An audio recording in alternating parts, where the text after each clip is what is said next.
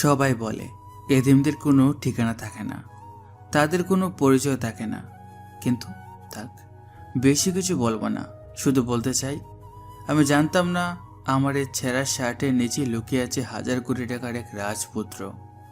আমি নয়ন, নাকি হারিয়ে যাওয়া সে অসহায় ছেলেটি? ভাগ্যের পরিহাসে লেখা আমার এই অদ্ভুত জীবন কাহিনী শুনলে বিশ্বাস করুন আপনিও থমকে যাবেন। গল্প জুড়ে থাকুন, আস্তে ধীরে সব বুঝবেন।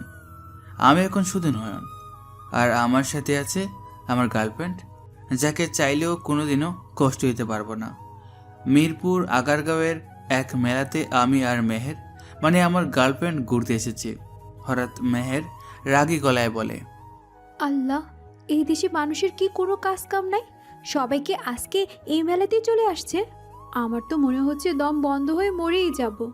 এই যে ভাই, একটু দেখে হাঁটুন না, আমার অন্যায় পাড়া দিয়ে তো ছিঁড়েই ফেললেন। এবার নয়নের দিকে ফিরে রাগে গলায় বলে, আর তুমি তুমি তো একটা মূর্তির মতো দাঁড়িয়ে আছো। কেউ যে আমাকে ধাক্কা দিয়ে ফেলে দিচ্ছে সেই দিকে তোমার কোনো খেয়াল আছে? নাকি তোমার ওই অফিসের ফাইলের হিসাব এখনো মাথায় ঘুরছে? আরে না, ফাইলের হিসাব হবে কেন? আমি তো খেয়াল রাখছি, কিন্তু বিটা দেখছো? আজকে শুক্রবার, তাই মানুষ বেশি। চলো, ওই দিকটা একটু ফাঁকা আছে, ওখানে কে দাঁড়াই। মেহের, ফাঁকা মানে ওই ডাস্টবিনের পাশে গিয়ে দাঁড়াবো? তোমার রোমান্সের রুচি দিন দিন মাটির নিচে চলে যাচ্ছে নয়ন। সেই দিন রিকশায় বললাম হাতির ঝিল যাব, তুমি নিয়ে গেলে কারওয়ান বাজার, মাছের আড়তের সামনে দিয়ে। গন্ধে আমার জান বের হয়ে যাচ্ছিল। আর তুমি বলছিলে মেহের দেখো মাছগুলো কত ফ্রেশ। মানে সিরিয়াসলি, মাছের ফ্রেশনেস দিয়ে আমি কি করব? আমি কি মাছ ভাজবো? হঠাৎ চোখ বড় বড় করে বলে, আই নয়ন, নয়ন, দেখো দেখো, নাগরদোলা। ও মাই গড, চলো চলো আমরা নাগরদোলায় উঠবো, প্লিজ প্লিজ প্লিজ। নাগরদোলা বাদে অন্য কিছুতে চড়ো। ওই যে ড্রাগন ট্রেন আছে, আর মেবি গো রাউন্ড। নাগরদোলাটা অনেক উঁচুতে ওঠে, আমার মাথা কোড়ায়, তুমি তো জানো। আবার আবার শুরু হলো তোমার ন্যাকামি। একটা জোয়ান ছেলে, সে বলে নাগরদোলে উঠলে মাথা ঘোরায়। আমার কাজিন রিফাতের ছেলেটা, বয়স মাত্র 5 বছর, ও তো গত বছর মেলায় এসে নাগরদোলায় চড়লো। আর তুমি? ছি নয়ন ছি, মানুষ শুনলে হাসবে। চলো তো, কিচ্ছু হবে না, আমি আছি তো। ভয় পেলে আমার হাত ধরে থাকো। কিন্তু আজকে আমি উঠবই, আমার অনেক দিনের শখ আকাশ থেকে মেলা দেখবো। মেহের প্লিজ, আমার হাইট ফোবিয়া আছে। গতবার ফ্যান্টাসি কিংডমে গিয়ে কি অবস্থা হয়েছিল মন নেই? রোলার কোস্টারে ওঠার পর আমি প্রায় সেন্সলেস হয়ে গিয়েছিলাম। তখন তো আমাকে সামলাতে গিয়ে তোমার আইসক্রিমটাই পড়ে গেল। আজও কি চাও সবার সামনে বমি করে দিই? তার চেয়ে চলো আমরা মাটির জিনিস দেখি। মাটির জিনিস ভালো, রিস্ক নেই। তুমি একটা বোরিং মানুষ, খ্যাত মাটির মানুষ মাটির জিনিসই দেখবে।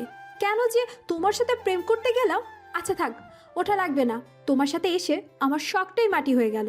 বিয়ের পর যদি আমাকে হানিমুনে কক্সবাজার না নিয়ে সুন্দরবনে নিয়ে যাও বাঘ দেখাতে, আমি কিন্তু সেই দিনই ডিভোর্স দিয়ে বাপের বাড়ি চলে আসবো বলে দিলাম। তারা সামনের দিকে হাঁটতে হাঁটতে হঠাৎ থেমে গিয়ে মিহির বলে, আচ্ছা শোনো, এই বাচ্চাটার হাতের বেলুনটা দেখেছো তো? লাল রঙের হার্ট শেপ বেলুন। হ্যাঁ দেখেছি, সুন্দর। সুন্দর তো বুঝলাম, কিন্তু তোমার কি মনে আছে ছোটবেলায় আমার একবার এমন একটা বেলুন ছিল, মেজু মামা কিনে দিয়েছিল। আমি সারাদিন ওটা বুকে জড়িয়ে রেখেছিলাম। রাতে ঘুমানোর সময় পাশে রেখে শুয়েছি। সকালে উঠে দেখি ওটা চুপসে একদম শুকনো মরিচের মতো হয়ে গেছে। আমি সে কি কান্না। আম্মু তখন আমাকে ভুলালো যে বেলুন নাকি রাতে তার মায়ের কাছে চলে গেছে। আমি গাধা, সেটাও বিশ্বাস করেছিলাম। সে হঠাৎ নিজের গালে হাত দিয়ে বলে, ইস নয়ন, আমার গালে কি অনেক ধুলো জমেছে? হাতে দিলে কেমন খসখসে লাগছে। এই মেলায় এত ধুলো কেন বলো তো? মেয়র সাহেব কি পানি ছিটায় না রাস্তায়? আমার স্কিনটা জাস্ট শেষ হয়ে গেল। বাসায় গিয়ে আবার ফেস প্যাক লাগাতে হবে। উফ, জীবনটাই প্যারা। এত চিন্তা করো না তো, সামান্য দোলো পরিষ্কার হয়ে যাবে। এই যে টিস্যু মুছে দিচ্ছি, এখন ঠিক আছে। ঠিক আছে। তুমি মাঝে মাঝে এমন কেয়ারিং ভাব নাও না, আমার খুব রাগ লাগে। আবার ভালোও লাগে। কিন্তু টিস্যুটা কি ফ্রেশ ছিল, নাকি ওটা দিয়ে সকালে অফিসের টেবিল মুছেছ?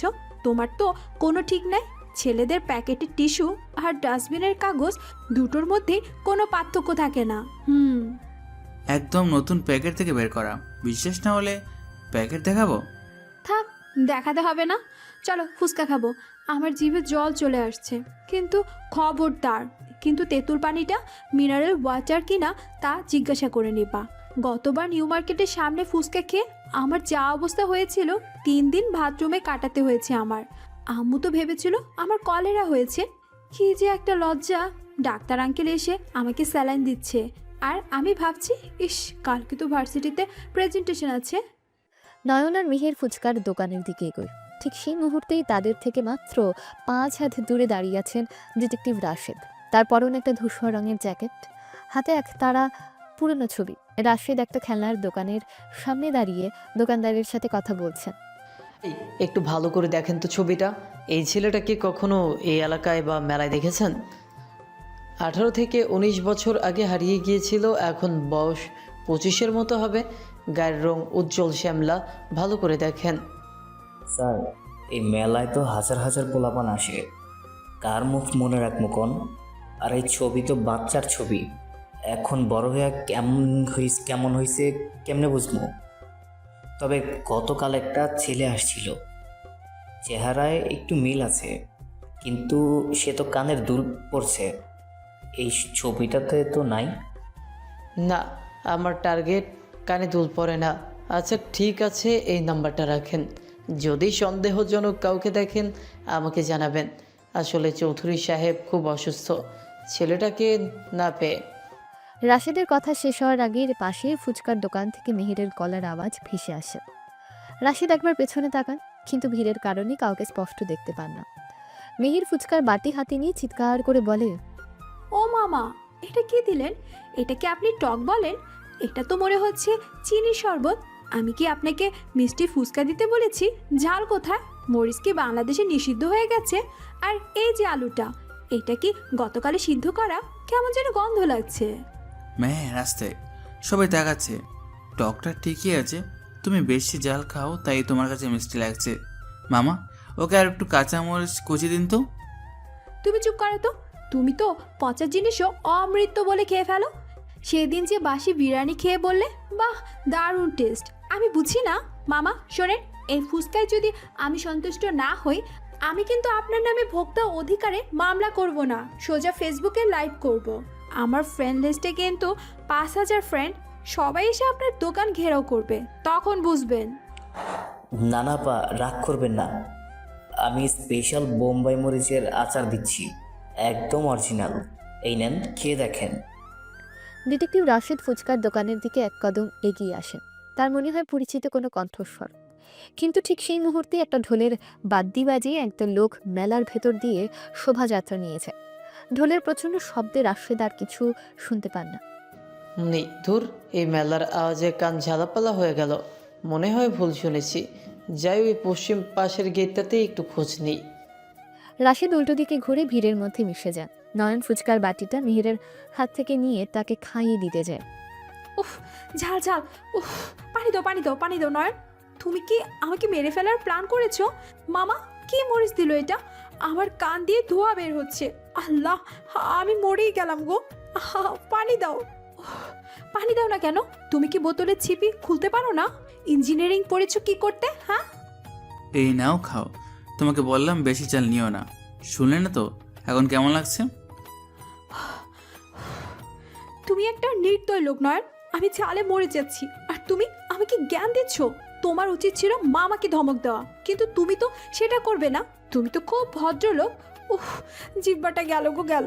শোনো, এখন আমাকে আইসক্রিম খাওয়াতে হবে, ভ্যানিলা না, চকোবার। আর যদি বলো আইসক্রিম খেলে ঠান্ডা লাগবে, তাহলে কিন্তু এই পানির বোতল তোমার মাথায় ভাঙবো। আচ্ছা বাবা, চলো আইসক্রিম খাবো, কিন্তু তার আগে চলো একটু ওই মাটির ব্যাংকের দোকানটা এদিকে। আমার একটা ব্যাংক কেনা দরকার। মাটির ব্যাংক? তুমি কি এখন টাকা জমানো শুরু করবে? কেন, আমাদের কি বিয়ের বাজেট কম পড়েছে? শোনো, আমি কিন্তু আগেই বলেছি, আমার বিয়ের শাড়িটা মিরপুর বেনারসি পল্লী থেকে নিতে হবে।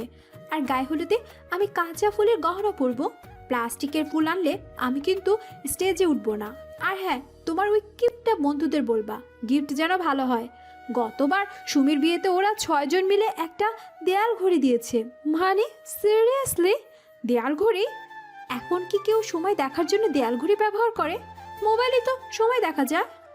আরে না, বিয়ের জন্য না, এমনি খুচরা পয়সাগুলো পকেটে থাকলে খরচ হয়ে যায়, তাই ভাবলাম জমাই। আর বিয়ের কথা যখনই বললে, তোমার বাবা কি রাজি হবে আমার মতো এতিম ছেলের সাথে তোমার বিয়ে দিতে? আমার তো কোনো পরিচয় নেই মেহের, না আছে বাবা মায়ের কোনো নাম, না আছে বড় কোনো বংশ মর্যাদা।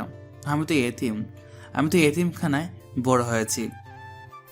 ওই দেখো, ওই মেয়েটা কি সুন্দর একটা গাজরা পরেছে। চলো তো, আমাকে একটা গাজরা কিনে দাও। আর আব্বুর কথা বাদ দাও, আব্বু একটু রাগী, কিন্তু আমি ম্যানেজ করে নিব। আর বংশ দিয়ে কি হয়? মানুষ কি বংশ ধুয়ে পানি খায়? তুমি ভালো, তুমি আমাকে ভালোবাসো, এটাই তো বড় পরিচয়। আর যদি আব্বু রাজি না হয়, কাজী অফিস তো আছে, পালিয়ে গিয়ে বিয়ে করে ফেলবো। আর সাক্ষী হিসেবে তোমার এতিমখানার কয়েকজন বজ্জাত বন্ধু তো আছে। চলো তো এখন, সেন্টিমেন্টাল ডায়লগ দিও না, আমার আইসক্রিম খাওয়ার মুহূর্তে নষ্ট হয়ে যাচ্ছে। মিহির নয়নের হাত ধরে টানতে টানতে আইসক্রিমের দোকানের দিকে নিয়ে যায়। নয়ন মিহিরের হাসি মুখের দিকে তাকিয়ে থাকে। সে জানে না তার আসল পরিচয় এবং বংশমর্যাদা এই মেলার ভিড়েই কোথাও লুকিয়ে আছে, যা তাকে খুঁজছে। আর মেহের জানে না সে যার হাত ধরে আছে সে আসলে এই শহরের অন্যতম শ্রেষ্ঠ ধনী পরিবারের রাজপুত্র। এই যে মামা, 2টা চকোবার দেন। আর শোনেন, আইসক্রিম কি গলে গেছে? ফ্রিজ কি ঠিকমতো চলে নাকি কারেন্ট নাই? গলে গেলে কিন্তু টাকা দেব না। নয়ন, তুমি কি জানো, ছোটবেলায় আমি ভাবতাম আইসক্রিমওয়ালারা আইসক্রিমের কাঠির নিচে টাকা লুকিয়ে রাখে। আমি একবার 10টা আইসক্রিম খেয়েছিলাম শুধু টাকার লোভে। শেষে ঠান্ডা লেগে নিউমোনিয়া হয়ে গিয়েছিল। আম্মু যা পিটানি দিয়েছিল না, উফ, মনে পড়লে এখনও পিঠ জ্বলে। তোমার ছোটবেলার গল্প শুনলে মনে হয় তুমি একটা ডন ছেলে। আচ্ছা, আইসক্রিমটা নাও, গলে যাচ্ছে তো। গলে যাবে কেন? আমি কি এত স্লো খাই? আর তুমি হাসছো কেন? আমাকে মার খাওয়ার গল্প শুনে তোমার খুব মজা লাগছে না? দাঁড়ো, বিয়ের পর তোমাকে যখন ঝাড়ু দিয়ে দৌড়ানি দেব, তখন বুঝবে মজা কারে কয়। আচ্ছা ম্যাডাম, আপনার দৌড়ানি খেতে আমি সর্বদাই প্রস্তুত। আচ্ছা শোনো, এখান থেকে বের হয়ে কিন্তু রিক্সা পাওয়া যাবে না। চলো, আগারগাঁও মেঘটু স্টেশনের দিকে দাঁড়ায়। মেঘটুতে ভিড় হবে, কিন্তু এসি তো আছে। এই গরমে বাসে ওঠার চেয়ে মেঘটুতে দাঁড়িয়ে থাকাও ভালো। তোমার কি মেট্রো কার্ড আছে, নাকি সেটাও আমাকে রিসার্চ করে দিতে হবে? কার্ডে টাকা আছে, আর না থাকলেও সমস্যা নেই, হেঁটে যাব।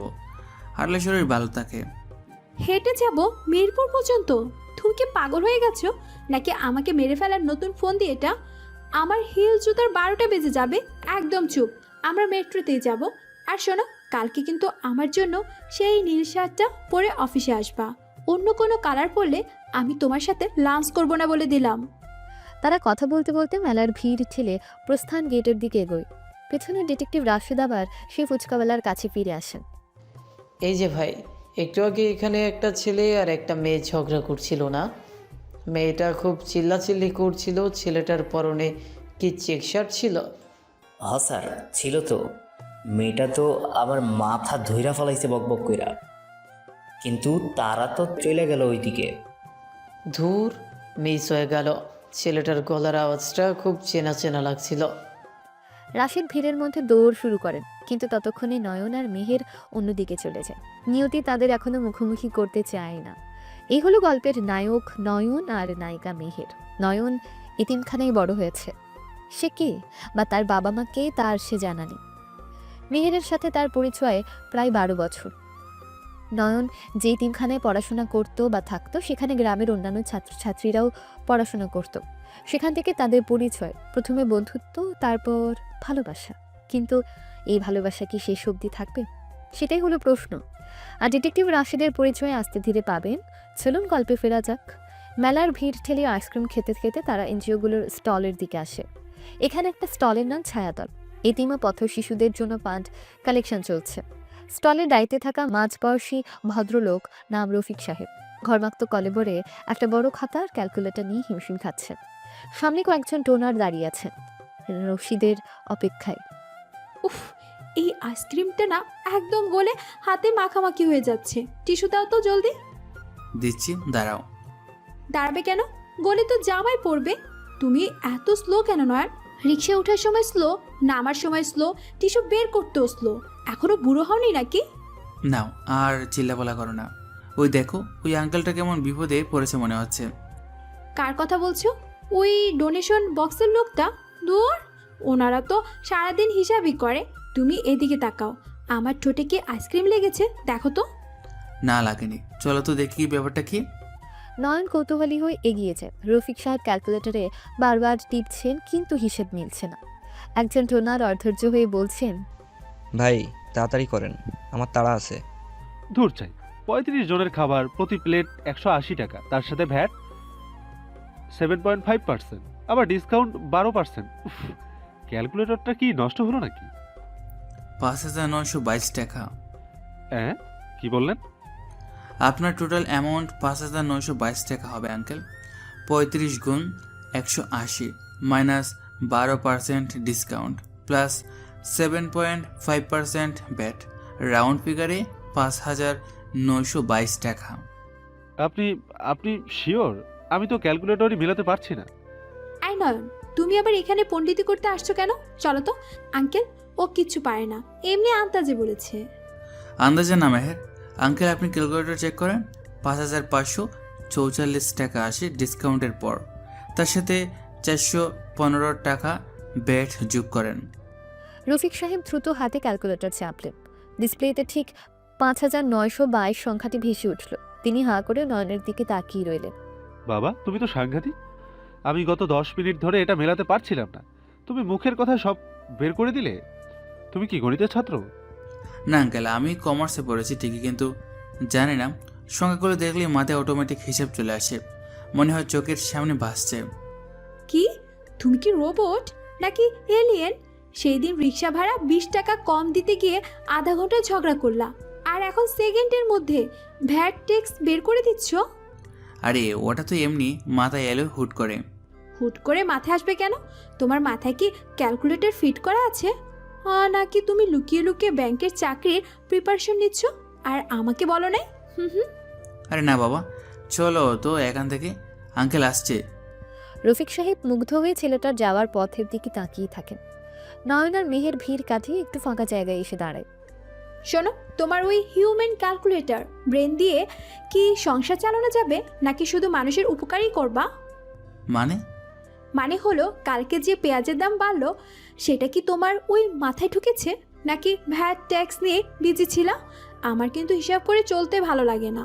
আমি চাইবো শাড়ি, তুমি যদি তখন ক্যালকুলেটর বের করে বলো মেহের এখন বাজেট নাই, ভ্যাট বেশি, তাহলে কিন্তু এই ক্যালকুলেটর আমি ভেঙে ফেলবো। বাঙ্গা লাগবে না, তোমার শাড়ির বাজেট আমি আলাদা করে রাখবো ব্যাট ছাড়াই। হাসছে আমার বড়লোক জামাই, পকেটে তো ফুচকা খাওয়ার টাকাই থাকে না, সে নাকি শাড়ি দিবে। শোনো, আমাকে যদি প্রতি ঈদে 2টা করে শাড়ি না দাও, তাহলে আমি কিন্তু বাপের বাড়ি গিয়ে বসে থাকবো। সমস্যা কি, আমি গিয়ে নিয়ে আসবো। মেহের নয়নের বাহুতে আলতো চিমটি কেটে বলে, ওরে আমার রোমান্টিক হিরো, নিয়ে আসবা? আব্বু যদি লাঠি নিয়ে বের হয়? হুম। তাহলে দৌড় দেব? তুমি তো জানো আমি দৌড়ে ফার্স্ট। হ্যাঁ, বিপদ দেখলেই তো পালাও, ভিতর ডিম একটা। আচ্ছা শোনো, চলো ওই চুড়ির দোকানটায়। আমার কাচের চুড়িগুলো শব্দ করছে না কেন দেখো তো, ভেজাল দিল নাকি? শব্দ করেছে তো, তুমি শুনতে পাচ্ছ না ভিড়ের কারণে। তুমি চুপ করো, আমি যা বলবো তাই হবে, চলো। মেহের নয়নের হাত ধরে টানতে টানতে নিয়েছে। নয়নের খুব সাধারণ একটা শার্ট, সাধারণ একটা জীবন, অথচ তার মস্তিষ্কে নিউরনে খেলা করছে হাজার কোটি টাকার বিজনেসের জটিল সমীকরণ, যা সে নিজেও জানে না। অন্যদিকে চৌধুরী ভিলা, গুলশান 2, গুলশানের আলিশান ডুপ্লেক্স বাড়ি। বাড়ির ড্রয়িং রুমে পিনপতন নীরবতা। সোফায় আছোয়া হয়ে আছেন দেশের অন্যতম শীর্ষধনী আরমান চৌধুরী। তার বুকে হাত, শ্বাস নিতে কষ্ট হচ্ছে। পাশে বসে আছেন তার স্ত্রী রেহেনা চৌধুরী, চোখে জল। ফ্যামিলি ডাক্তার জহির সাহেব ব্লাড প্রেশার মাপছেন। ডাক্তার সাহেব, হয়েছে ওনার? সকাল থেকেই তো ভালো ছিলেন, হঠাৎ করে এমন হলো কেন? ভাবি, ভয়ের কিছু নেই, প্রেশারটা একটু হাই হয়ে গেছে।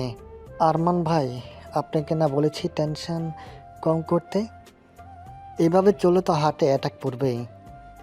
টেনশন করবো না জহির, আজ 18 বছর হয়ে গেল আমার আয়ান নেই আমার বুকে। আজকের এই দিনেই তো মেলায় হারিয়ে গিয়েছিল। আমার বুকের ভেতরটা চলে যাচ্ছে রেহানা। মনে হচ্ছে আমার ছেলেটা কোথাও খুব কষ্টে আছে।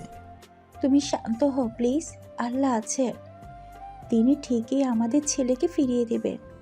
আমি কাল রাতে স্বপ্ন দেখেছি আমাদের আয়ান ফিরে এসেছে, বড় হয়েছে, দেখতে একদম তোমার মতো হয়েছে। স্বপ্ন? 18 বছর ধরে শুধু স্বপ্নই দেখে আসছি রেহানা, বাস্তবে তো কিছুই পেলাম না। আমার এত টাকা এত সম্পদ সব কার জন্য? যদি আমার ছেলেটাই না থাকে তাহলে এই চৌধুরী গ্রুপ দিয়ে আমি কি করব? আগুন লাগিয়ে দাও সব কিছুতে। আরমান ভাই শান্ত হন, উত্তেজিত হবেন না। এই ইঞ্জেকশনটা দিচ্ছি, একটু ঘুম দরকার আপনার। ওগো চুপ করো, দেখো ডাক্তার সাহেব কি বলছেন। রাশেদ সাহেবকে ফোন দিয়েছিলেন, কোনো খবর আছে? রাশেদ? রাশেদ তো অপদার্থ। কত টাকা দিলাম, কত বছর ধরে খুঁজছি, কিছুই পায় না। আমার মনে হয় ও মিথ্যা আশ্বাস দিচ্ছে। নিরাশ হয়েও না, আল্লাহ চাইলে সব সম্ভব। তুমি একটু ঘুমানোর চেষ্টা করো। ঘুম আসে না রেহানা। চোখ বন্ধ করলে দেখি ছোট্ট আয়ান হাত বাড়িয়ে আমাকে ডাকছে, বাবা, ও বাবা। আমি ধরতে যাই, ও মিলিয়ে যায়। আজ আজ কেন জানি মনে হচ্ছে ও আমার খুব কাছেই আছে। আমার খুব অস্থির লাগছে। আরমান চৌধুরীর চোখ দিয়ে পানি গড়িয়ে পড়ে। ডাক্তার জহির সিরিঞ্জ হাতে তৈরি হচ্ছেন। জানালার বাইরে গুলশানের ঝকঝকে রাস্তা, কিন্তু এই প্রাসাদের ভেতরের হাহাকার কেউ শুনতে পায় না। ঠিক এই সময় কয়েক কিলোমিটার দূরে মেলায় নয়ন হঠাৎ বুকে হাত নিয়ে দাঁড়িয়ে পড়ে। মেহের চুড়ি পছন্দ করতে করতে বলে, এই নয়ন, দেখো তো নীলটা ভালো নাকি লালটা? নয়ন, কি হলো? অমন করে দাঁড়িয়ে আছো কেন? আই। জানি না মেহের, হঠাৎ বুকের ভেতরটা কেমন যেন মোচড় দিয়ে উঠলো, খুব অস্থির লাগছে। অস্থির লাগবে কেন? গ্যাস্ট্রিক। তোমাকে বললাম না ওই ঝালমুড়িটা খেও না, এখন বোঝো ঠেলা। দাঁড়ো, আমার ব্যাগে অ্যান্টাসিড আছে কিনা দেখি। সে ব্যাগে খুঁজতে খুঁজতে বিড়বিড় করে, ছেলেরা যে কেন কথা শুনে না, নিজের শরীর নিয়ে কোনো যত্নই নেই। এখন যদি তুমি অসুস্থ হয়ে পড়ো, আমি একা একা বাসে যাব কেমনে? গ্যাস্ট্রিক না মেহের, মনে হলো কেউ যেন খুব আপন কেউ আমাকে ডাকছে, খুব কষ্টের ডাক। আপন কেউ ডাকছে না? জিন ভূত ধরলো নাকি তোমাকে? এই ভর দুপুরে মেলায় ভূত আসবে কোথা থেকে? তুমি না বড্ড বেশি কল্পনা করো।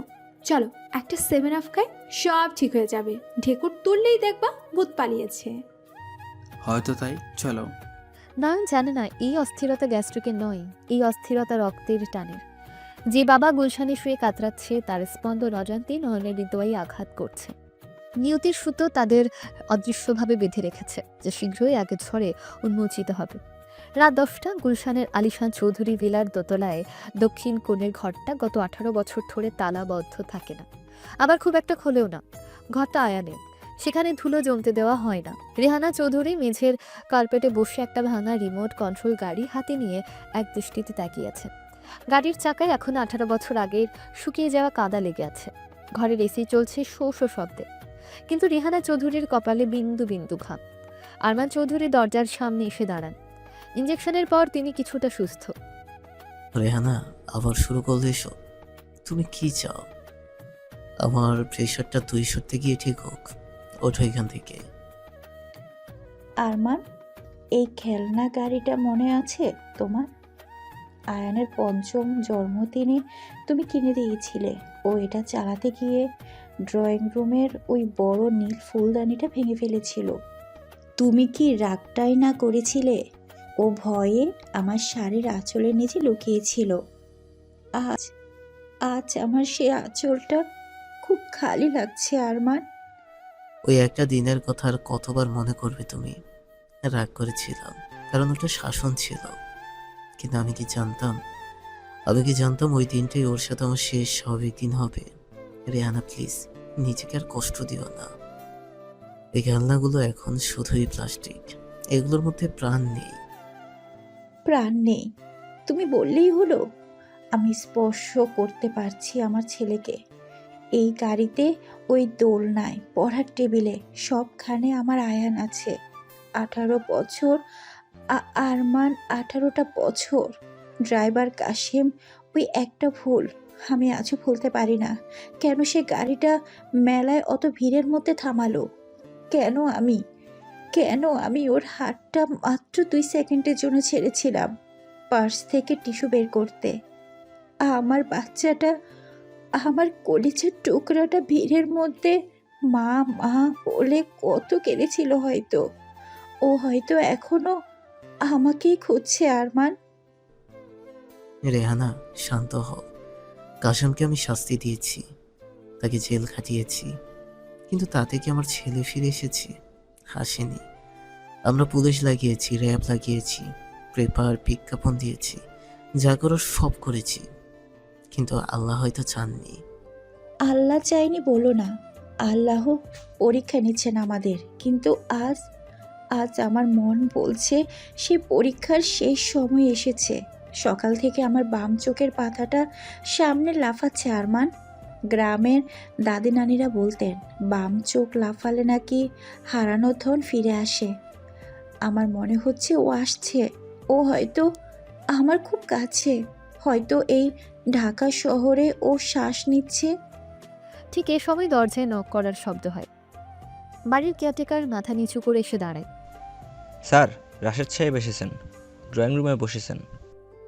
ওকে বসতে বলো, আমি আসছি। রেহানা, তুমি রেস্ট নাও, আমি দেখছি অপদার্থটা আজ কি খবর নিয়ে এলো। ওকে বকা দিও না, ও তো চেষ্টা করছে।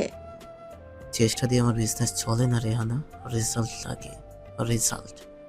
আরমান চৌধুরী হনহন করে ঘর থেকে বেরিয়ে যান। ড্রয়িং রুমে ডিটেকটিভ রাশেদ সোফায় বসে পায়ের উপর পা তুলে অপেক্ষা করছিলেন, কিন্তু আরমান চৌধুরীকে সিঁড়ি দিয়ে নামতে দেখে দ্রুত উঠে সোজা হয়ে দাঁড়ান। স্যার, আসসালামু আলাইকুম। ওয়ালাইকুম আসসালাম। খবর কি বলো? গত মাসে বললে চট্টগ্রাম থেকে লিড পেয়েছো, ছেলে নাকি জাহাজের কাজ করে। আমি লোক পাঠালাম, দেখা গেল ওটা অন্য কেউ। আজ কি শোনাবে? নতুন কোনো গাল গল্প? স্যার, এবারের এটা গাল গপ্প না। আমি আজ মেলায় গিয়েছিলাম, একটা ছেলেকে দেখলাম, মানে ঠিক দেখলাম না, ওর গলার স্বর শুনলাম, অবিকল আপনার মতো গলার টোন, আর পেছন থেকে হাঁটার ভঙ্গিটাও। গলার স্বর, হাঁটার ভঙ্গি। রাশেদ, তুমি কি ডিটেকটিভ নাকি কোনো কবি? 18 বছর ধরে আমি তোমাকে কোটি কোটি টাকা দিচ্ছি কি তোমার কাব্য শোনার জন্য? আমার ছেলে দরকার রাশেদ, আমার রক্ত দরকার। তুমি বুঝতে পারছো না কেন বিষয়টা কতটা সিরিয়াস? স্যার, আমি তো সাধ্যমতো। আরমান চৌধুরী টেবিলের ফজরে থাপ্পড় মেরে বলেন, সাধ্যমতো চুলাই যাক। শোনো, তোমাকে একটা কথা বলি, যা আগে কখনো বলিনি। আমার শরীর ভালো যাচ্ছে না। চৌধুরী গ্রুপের এই বিশাল সাম্রাজ্য, এটা চালানোর মতো ক্ষমতা আমার ভাই বা ভাতিজাদের নেই। ওদের রক্তে বেইমানি আছে। ওরা শুধু টাকা চেনে, পাওয়ার চেনে না। এই এম্পায়ার টিকিয়ে রাখতে হলে আমার নিজের রক্ত লাগবে। আয়ান শুধু আমার ছেলে নয়, ওই 1000 কোটি টাকার একমাত্র যোগ্য দাবিদার। ওকে যদি আমি আর 6 মাসের মধ্যে না পাই, তাহলে উইল করে আমি সব ট্রাস্টি উল্টে দিয়ে যাব, কিন্তু অযোগ্যদের হাতে দেব না। এটা খুঁজে বের করা এখন শুধু একটা ফ্যামিলি ম্যাটার না Rashed, it's a war. Do you understand? জি স্যার, আমি আজকেই আবার মেলায় যাব, সিসিটিভি ফুটেজ চেক করব, ওই ছেলের ছবি বের করবই। যাও। আর শোনো, পরের বার যখন আমার সামনে আসবে হাতে যেন আয়নের ছবি থাকে, নয়তো তোমার ওই ডিটেকটিভ এজেন্সি আমি বুলডোজার দিয়ে ঘুরিয়ে দেব। রাশেদ তড়িঘড়ি করে বেরিয়ে পড়ে। আরমান চৌধুরী সোফায় ধপ করে বসে পড়েন। তিনি জানেন না তার সেই কাঙ্ক্ষিত রক্ত, সেই যোগ্য উত্তরসূরি এখন তেজগাঁওয়ের এক সস্তা মেসের গরমে ছটফট করছে। তেজগাঁওয়ের ঘিঞ্জি গলির ভেতরে টিনশেড আধপাকা দালান, কারেন্ট নেই গত 1 ঘন্টা ধরে। ছোট্ট একটা রুমে 2টি চৌকি পাতা, একপাশে নয়ন শুয়ে আছে, ঘামে তার গেঞ্জি ভিজে শরীরের সাথে লেপ্টে আছে। মশারির ভেতরটা যেন আগুনের চুল্লি, নয়ন এপাশ ওপাশ করছে।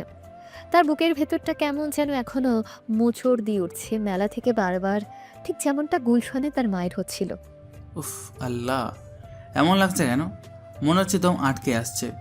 একটু পানি দরকার। নয়ন হাত বাড়িয়ে জগের পানি ঢালতে যায়, কিন্তু হাত কাঁপছে। গ্লাসটা পড়ে ঝনঝন শব্দ হয়। পাশের চৌকির বর্ডার ঘুমের ঘরে বিড়বিড় করে গালি দেয়। নয়ন দ্রুত মোবাইলটা হাতে নেয়। স্ক্রিনে মেহেরের ছবি ভাসছে। সে কাঁপা কাঁপা হাতে কল দেয়। হ্যালো, কি ব্যাপার জনাব? রাত 12টা বাজে, এখন কি ফোনে রোম্যান্স করার ভূত চাপলো, নাকি মনে পড়লো আমাকে গুড নাইট বলা হয়নি? মেহের আবার খুব খারাপ লাগছে। খারাপ লাগছে মানে? কি হয়েছে? পুলিশে ধরেছে, নাকি ম্যাসের খালা আজকে ডালে লবণ বেশি দিয়েছে? নারী শরীরটা কেমন জানি করছে, যেমনটা মেলায় হয়েছিল। বুকের বাম পাশটা চিনচিন করছে, খুব অস্থির লাগছে মেহের। মনে হচ্ছে আমি মরে যাব। ওই চুপ করো তো। মরে যাব মানে কি? খবরদার ওসব ফালতু কথা বলবা না। শোনো, সত্যি করে বলো তো, সন্ধ্যায় মেলায় ফেরার পথে ওই যে ভাজা পোড়া খেয়েছিলে, পেঁয়াজু আর বেগুনি, ওগুলো কি ঠিক ছিল? আমি তখনই বলেছিলাম পোড়া তেলের জিনিস খেও না। এখন তো গ্যাস্ট্রিকের ঠেলায় জান বের হচ্ছে। না মেহের, এটা গ্যাস্ট্রিক না। আমি বুঝতে পারছি এটা অন্য কিছু। আমার কান্না পাচ্ছে খুব। আরে কথা, কান্না পাবে কেন? তুমি কি বাচ্চা ছেলে? শোনো, তোমার ম্যাসে কি অ্যান্টাসিড আছে, নাকি সেটাও আমাকে গিয়ে কিনে দিতে হবে? উঠে এক গ্লাস পানি নাও, আর জানলার পাশে গিয়ে দাঁড়াও। কারেন্ট নাই তো, তাই গরমে প্রেশার ফল করছে হয়তো। জানালা খোলা, তাও বাতাস নেই। শোনো, বেশি আধিক্যতা করবা না। একদম সোজা হয়ে বসো, আর লম্বা শ্বাস নাও। আমি লাইনে আছি। নাও, 1 2 3, শ্বাস নাও। নিসো? নিচ্ছি। Good boy. এখন শোনো, কালকে অফিসে কিন্তু মিটিং আছে। এসব মন খারাপ আর অস্থিরতা নিয়ে অফিসে গেলে বস তোমাকে কাঁচা চিবিয়ে খাবে। তখন কিন্তু আমার কাছে এসে কান্নাকাটি করবা না। আর হ্যাঁ, আমি তোমাকে একটা ইউটিউব লিংক দিচ্ছি, কিভাবে গ্যাস্ট্রিক কমানো যায়, ওটা দেখে ঘুমাও। আর শোনো, কি? কালকে সকালে আমার জন্য বেলি ফুল নিয়ে আসবা। যদি দেখি মুখ গুমরা করে আসছো, তাহলে কিন্তু খবর আছে। আর এখন ঘুমাও। আল্লাহ হাফেজ। ফোন রাখলাম, বেশি নাটক করবা না। মেহের খট করে ফোন কেটে দেয়। সে হয়তো ভাবছে নয়নের সাধারণ কোনো শারীরিক সমস্যা হচ্ছে, তাই সে হালকাভাবে নিল। কিন্তু ফোন কাটার পর মেহের নিজেও বিছানায় বসে কিছুক্ষণ নখ কামড়ায়। তার মনেও একটা খচখচানি কাজ করে। নয়ন তো কখনো এমন করে না। ওদিকে নয়ন ফোনটা বুকে জড়িয়ে ধরে শুয়ে থাকে। মেহেরের বকুনি শুনে তার অস্থিরতা একটু কমেছে ঠিকই, কিন্তু বুকের গভীরে সে অচেনা টানটা রয়ে গেছে। জানলা দিয়ে আসা ল্যাম্পপোস্টের আলোয় নয়নের ডান কাঁধের একটা অংশ দেখা যায়। সেখানে একটা ছোট জন্মদাগ, যা দেখতে অনেকটা অর্ধচন্দ্রাকৃতির। অন্ধকার ঘরে নয়ন বিড়বিড় করেন। মাগো, কোথায় তুমি? কেমন আছো তুমি? আমি তোমাকে অনেক মিস করি। জানি না দেখতে কেমন। সত্যি আমি তোমার মুখমণ্ডল ভুলে গেছি। সে জানে না এই ডাক তেজগাঁওয়ের টিনের চাল ভেদ করে গুলশানের এসি রুমের এক মায়ের কানে ঠিকই পৌঁছে গেছে। পরদিন সকাল 9টা, কারওয়ান বাজারের সার্ক ফোয়ারার মোড়ে অফিসগামীদের প্রচণ্ড ভিড়। নয়ন ফুটপাতের এক কোণে দাঁড়িয়ে আছে। তার পরনে সেই নীল শার্ট যেটা মেহের পরতে বলেছিল, হাতে একটা ছোট পলিথিন ব্যাগ। মেহের রিক্সা থেকে নামে একটু দূরে। তার পরনে হালকা গোলাপি সালোয়ার কামিজ, রোদ থেকে বাঁচতে চোখে সানগ্লাস। নয়নকে দেখে সে গটগট করে এগিয়ে আসে, কোমরে হাত দিয়ে বলে, কি হিরো, দাঁড়িয়ে আছো কেন মূর্তির মতো? আমি যে রিক্সা থেকে নামলাম, ভাড়াটা কে দেবে? আরে তুমি নামলে কখন? খেয়াল করিনি। ভাড়া কত হয়েছে? 50 টাকা। আর শোনো, রিক্সাওয়ালার মামার সাথে কিন্তু রাস্তায় আমি ঝগড়া করে এসেছি, তাই খুচরা টাকা নিয়ে ক্যাচাল করবা না, একদম নোটটা দিয়ে দিবা। ঠিক আছে। নয়ন, তোমার হাতে ওইটা কি? ওই পলিথিনে কি আছে? মাছ কিনেছো নাকি? অফিসে কি এখন মাছ রান্না হবে? মাছ হবে কেন? তুমি তো কাল রাতে ফোনে হুমকি দিলা, বেলি ফুল না আনলে খবর আছে। এই নাও তোমার বেলি ফুল। মেহের পলিথিন ছো মেরে নিয়ে ভেতর থেকে ফুলের মালাটা ভিড় করে বলে, এটা কি? নয়ন, এটা কি? এটা কি তুমি বেলি ফুল বলো? এটা তো মনে হচ্ছে পুঁইশাকের ডাঁটা। ফুলগুলো এমন চ্যাপটা কেন? তুমি কি এটার উপর বসে এসেছিলে বাসে? আরে না, বাসে প্রচণ্ড ভিড় ছিল। লোকাল বাসে তো জানোই, মানুষের চাপে ফুল কেন মানুষই চ্যাপটা হয়ে যায়। গন্ধ তো আছে, দেখো। গন্ধ আছে, কিন্তু সেটা ফুলের না, তোমার ওই লোকাল বাসের ঘামের গন্ধ মিক্সড হয়ে গেছে। ছি, রোমান্সের 12টা বাজিয়ে দিলে তুমি। সিনেমার নায়করা কত সুন্দর তোড়া নিয়ে দাঁড়িয়ে আসে, আর তুমি আনলে চাপটা বেলি ফুল। এখন এটা আমি চুলে পরবো? মানুষ ভাববে আমি বাসি ফুল কুড়িয়ে পড়েছি। তোমার রুচি কবে উন্নত হবে বলো তো? আচ্ছা, কাল ফ্রেশ এনে দেব। এখন চলো, দেরি হয়ে যাচ্ছে। তারা হাঁটতে শুরু করে। হঠাৎ দাঁড়িয়ে মিহির বলে, দাঁড়াও, শার্টের দিকে তাকাও। এটা কি নীল রং? আমি বলেছিলাম রয়্যাল ব্লু পরতে, এটা তো নেভি ব্লু। তুমি কি কালার ব্লাইন্ড, নাকি দোকানদার তোমাকে ঠকিয়েছে? আমার কাছে তো একটাই নীল শার্ট আছে মেহের। গরিবের আবার রয়্যাল ব্লু আর নেভি ব্লু কি নীল হলি হলো। উফ, তোমার এই গরিব গরিব ডায়লগ শুনলে না আমার গা জ্বলে যায়। আর শার্টটা ইস্ত্রি করো নাই কেন? ওই কোনায় দেখো কেমন কুচকে আছে, মনে হচ্ছে গরু চিবিয়ে দিয়েছে। বস দেখলে তো ভাববে তুমি অফিসের পিয়ন। অবশ্য তোমার যা স্বভাব, পিয়ন ভাবলো তুমি মাইন্ড করবা না। তুমি তো আমার সমাজসেবক। কয়েকদিন আগে বস্তিতে গিয়ে যা করলাম, আমি তো ভাবছিলাম ওই গুন্ডাটা তোমাকে লাঠি দিয়ে বাড়িয়ে মারবে। তুমি কি নিজেকে সুপারম্যান ভাবো? কাউকে তো এগিয়ে আসতে হয় মেহের। ওই বাচ্চাটা আটকে পড়েছিল। রাখো তোমার বাচ্চা, নিজের বাচ্চার খবর নাই, পরের বাচ্চা বাঁচাতে চায়। শোনো, ভবিষ্যতে যদি আমাদের বাচ্চা হয়, না মানে বিয়ের পর, তুমি তাকে স্কুলে দিতে গিয়ে যদি রাস্তায় মারামারি শুরু করো, আমি কিন্তু বাচ্চাকে নিয়ে বাপের বাড়ি চলে যাব। তখন তুমি রাস্তার মোড়ে দাঁড়িয়ে চ্যাপটা ফুল হাতে নিয়ে কাঁদবা, বলে দিলাম কিন্তু। আচ্ছা, আর মারামারি করব না। এখন চলো তো, সিগন্যাল ছেড়ে দিয়েছে। হাসবা না একদম। আমার সিরিয়াস কথা তোমার কাছে জোকস মনে হয়? আচ্ছা শোনো, দুপুরে লাঞ্চ কি এনেছো? আবার ওই ম্যাসের করলা ভাজি? আমি কিন্তু আজকে ইলিশ মাছের লেজ ভর্তা এনেছি। যদি দেখি তুমি টিফিন শেয়ার করছো না, তাহলে তোমার ওই চাপটা মালা আমি কিন্তু ছিঁড়ে ফেলবো। করলা ভাজি এনেছি, শেয়ার করবো তো। করলা ভাজি? আল্লাহ, এই ছেলের সাথে আমি প্রেম করেছি কেন? আমার কপালে কি করলাই লেখা ছিল? করলা স্বাস্থ্যের জন্য অনেক উপকারী। রাখো তোমার উপকার। ওই দেখো, ওই মেয়েটার হিল জুতাটা দেখেছো কত উঁচা? ও হাঁটে কেমনে? আমি তো ফ্ল্যাট স্যান্ডেল পরেই 2 বার আচার খেতে নিয়েছিলাম। আচ্ছা, অফিসে কি লিফট ঠিক করেছো, নাকি আজও সিঁড়ি দিয়ে উঠতে হবে? 7 তলায় উঠতে উঠতে আমার মেকআপ গলে ভূত হয়ে যাবে তো। লিফট ঠিক হয়েছে মনে হয়। মেনটেন্যান্সের লোক দেখেছিলাম সকালে। মনে হয় মানে কি? শিওর হয়ে বলো, তুমি তো সব কিছুতেই কনফিউজড। হঠাৎ মিহির নয়নের হাত ধরে। এই সাবধানে হাঁটো, ওই যে গর্ত। তুমি কি মাটির দিকে তাকাও না? আকাশের দিকে তাকিয়ে হাঁটো। প্রেমে পড়েছো নাকি? ও সরি, তুমি তো আমারই প্রেমে পড়েছো। কিন্তু তাই বলে গর্তে পড়বা? তুমি আছো না ধরার জন্য, তাই নিশ্চিন্তে হাঁটি। ঢং, একদম ঢং করবা না। পাবলিক প্লেস এটা, হাত ছাড়ো। কলিগরা দেখলে ভাববে আমরা পার্কে থেকে এসেছি। সে হাত না ছেড়ে বরং আরও শক্ত করে ধরে। ছাড়তে বললাম তো, ছাড়ছো না কেন? তুমি আসলে একটা বেহায়া ছেলে। হাতটা কি আমি ধরেছি নাকি তুমি ধরে আছো? ও, আমি ধরে রেখেছি বলে তোমার খারাপ লাগছে? আরে আমি সেটা কখন বললাম? বলো নাই, কিন্তু তোমার কথা বোঝা যাচ্ছে। নয়ন আর কিছু বলে না, শুধু মৃদু হাসে। মেহেরের এই বকবকানি তার জীবনের একমাত্র শান্তি। শ্রোতা বৃন্দ, হয়তো আপনারা ভাবছেন মিহির এত কিছু করছে, তাও নয়ন কেন কিছু বলে না, রাগ করে না? তার পেছনে অবশ্যই কোনো কারণ আছে। হ্যাঁ, গল্প জুড়ে থাকুন, সব কিছুই বুঝবেন। তারা অফিসের গেটের দিকে এগোয়, কিন্তু তারা খেয়াল করে না অফিসের মেইন গেটের পাশে একটা কালো রঙের পাজেরো জিপ দাঁড়িয়ে আছে।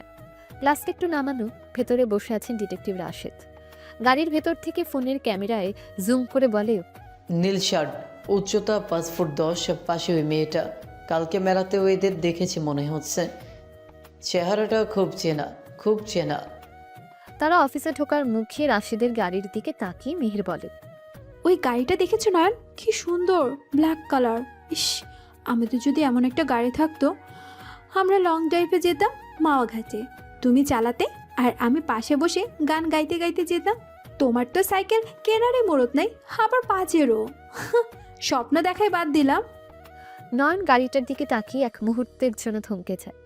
তার অবচেতন মন বলে ওঠে, এই গাড়িটা তার ছিল না। খুব ছোটবেলায় এমন গাড়িতে চড়ার স্মৃতি ভাসে। ইনশাল্লাহ মেহের, একদিন হবে, সব হবে। হবে হবে, ঘোড়ার ডিম হবে। চলো এখন, বায়োমেট্রিক দিতে হবে, দেরি হলে বেতন কাটবে। তখন ওই চ্যাপটা ফুলও জুটবে না কপালে। মেহে নয়নকে টেনে অফিসের ভেতরে নিয়ে যায়। রাশেদ গাড়ির গ্লাস তুলে দেয়। সন্ধ্যা গড়িয়ে রাত নামছে। অফিসের বাস থেকে নেমে রিকশায় করে মিরপুরের কালশি রোড দিয়ে ফিরছিল নয়ন আর মেহের। হঠাৎ রিকশা জ্যামে আটকে যায়। সামনে ধুলোর কুণ্ডুলি, মানুষের আর্তনাদ আর বুলডোজারের যান্ত্রিক গর্জন।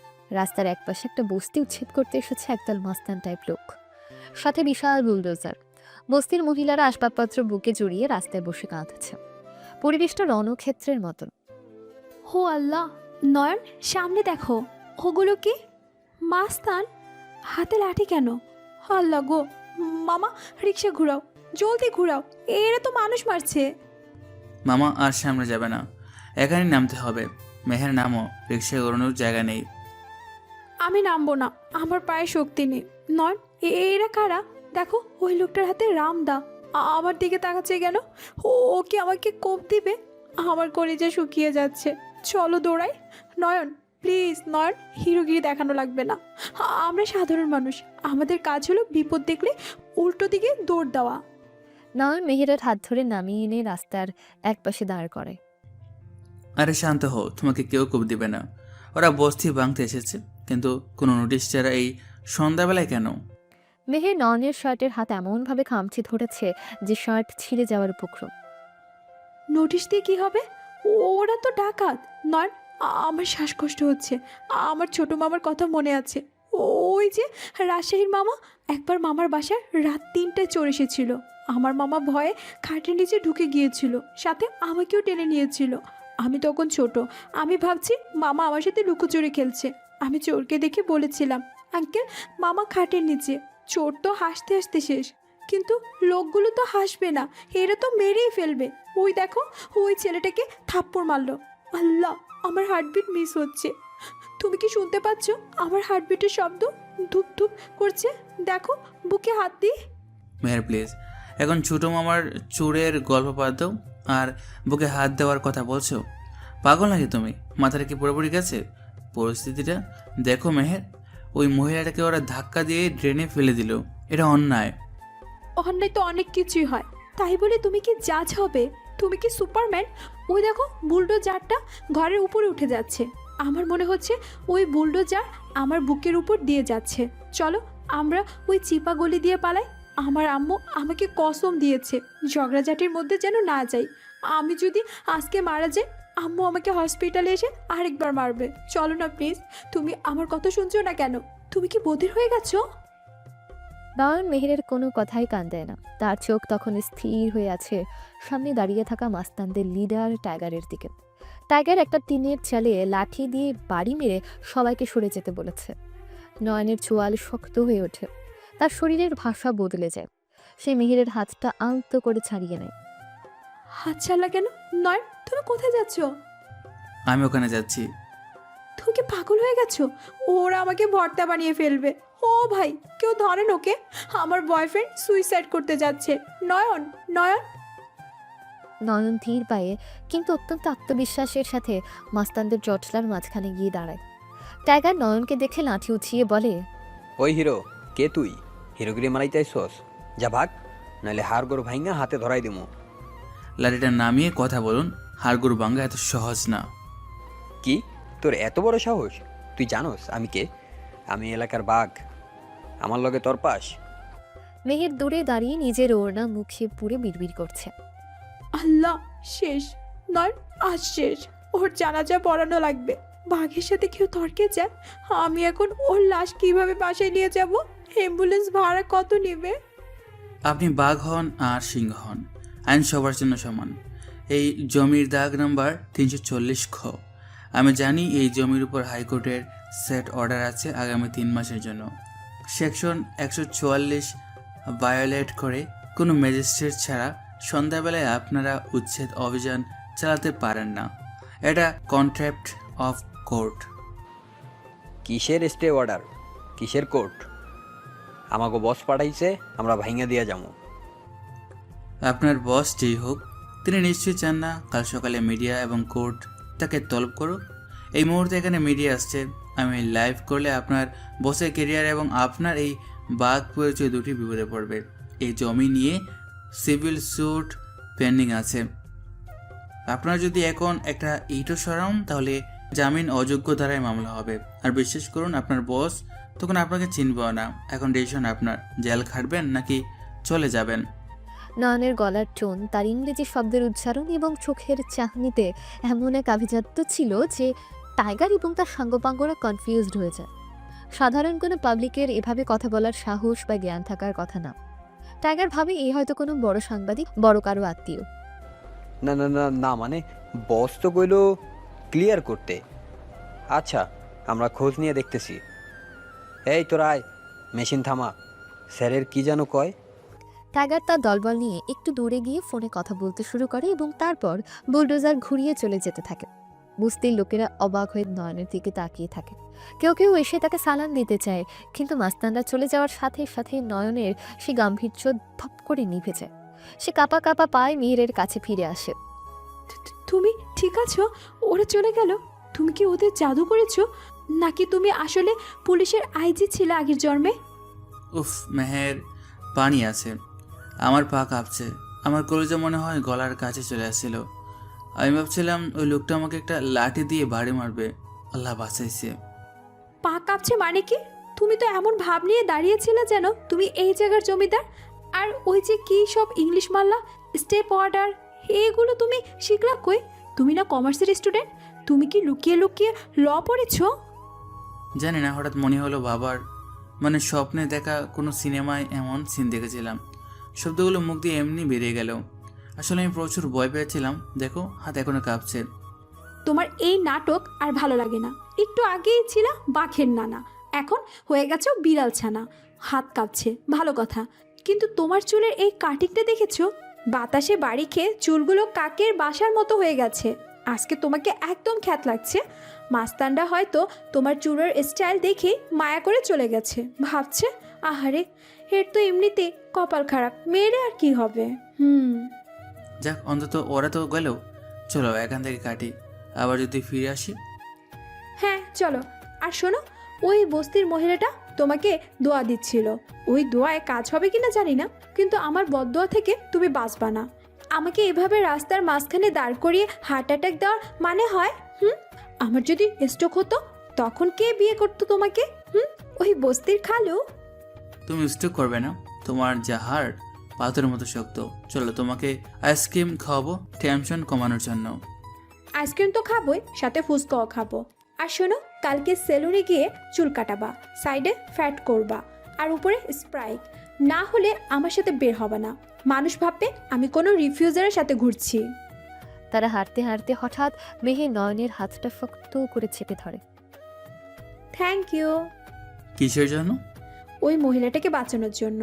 তুমি ভীতু হতে পারো, চুলের কাটিং বাজে হতে পারে, কিন্তু মনটা থাক। বেশি প্রশংসা করলে আবার আকাশে চড়ে বসবা। চলো রিক্সা ডাকি। তারা দুজন ভিড় কাটিয়ে রিকশার খোঁজে এগিয়ে যায়। মেহের জানে না নয়নের মুখে যে আইনি ভাষাগুলো আজ ঝরঝর করে বের হলো সেগুলো তার পড়াশোনার ফসল নয়। এগুলো তার রক্তে মিশে থাকা চৌধুরী পরিবারের আভিজাত্য আর ক্ষমতার প্রতিধ্বনি, যা বংশ পরম্পরায় তার ধমনীতে বইছে। রাত 10টা বেজে গেছে।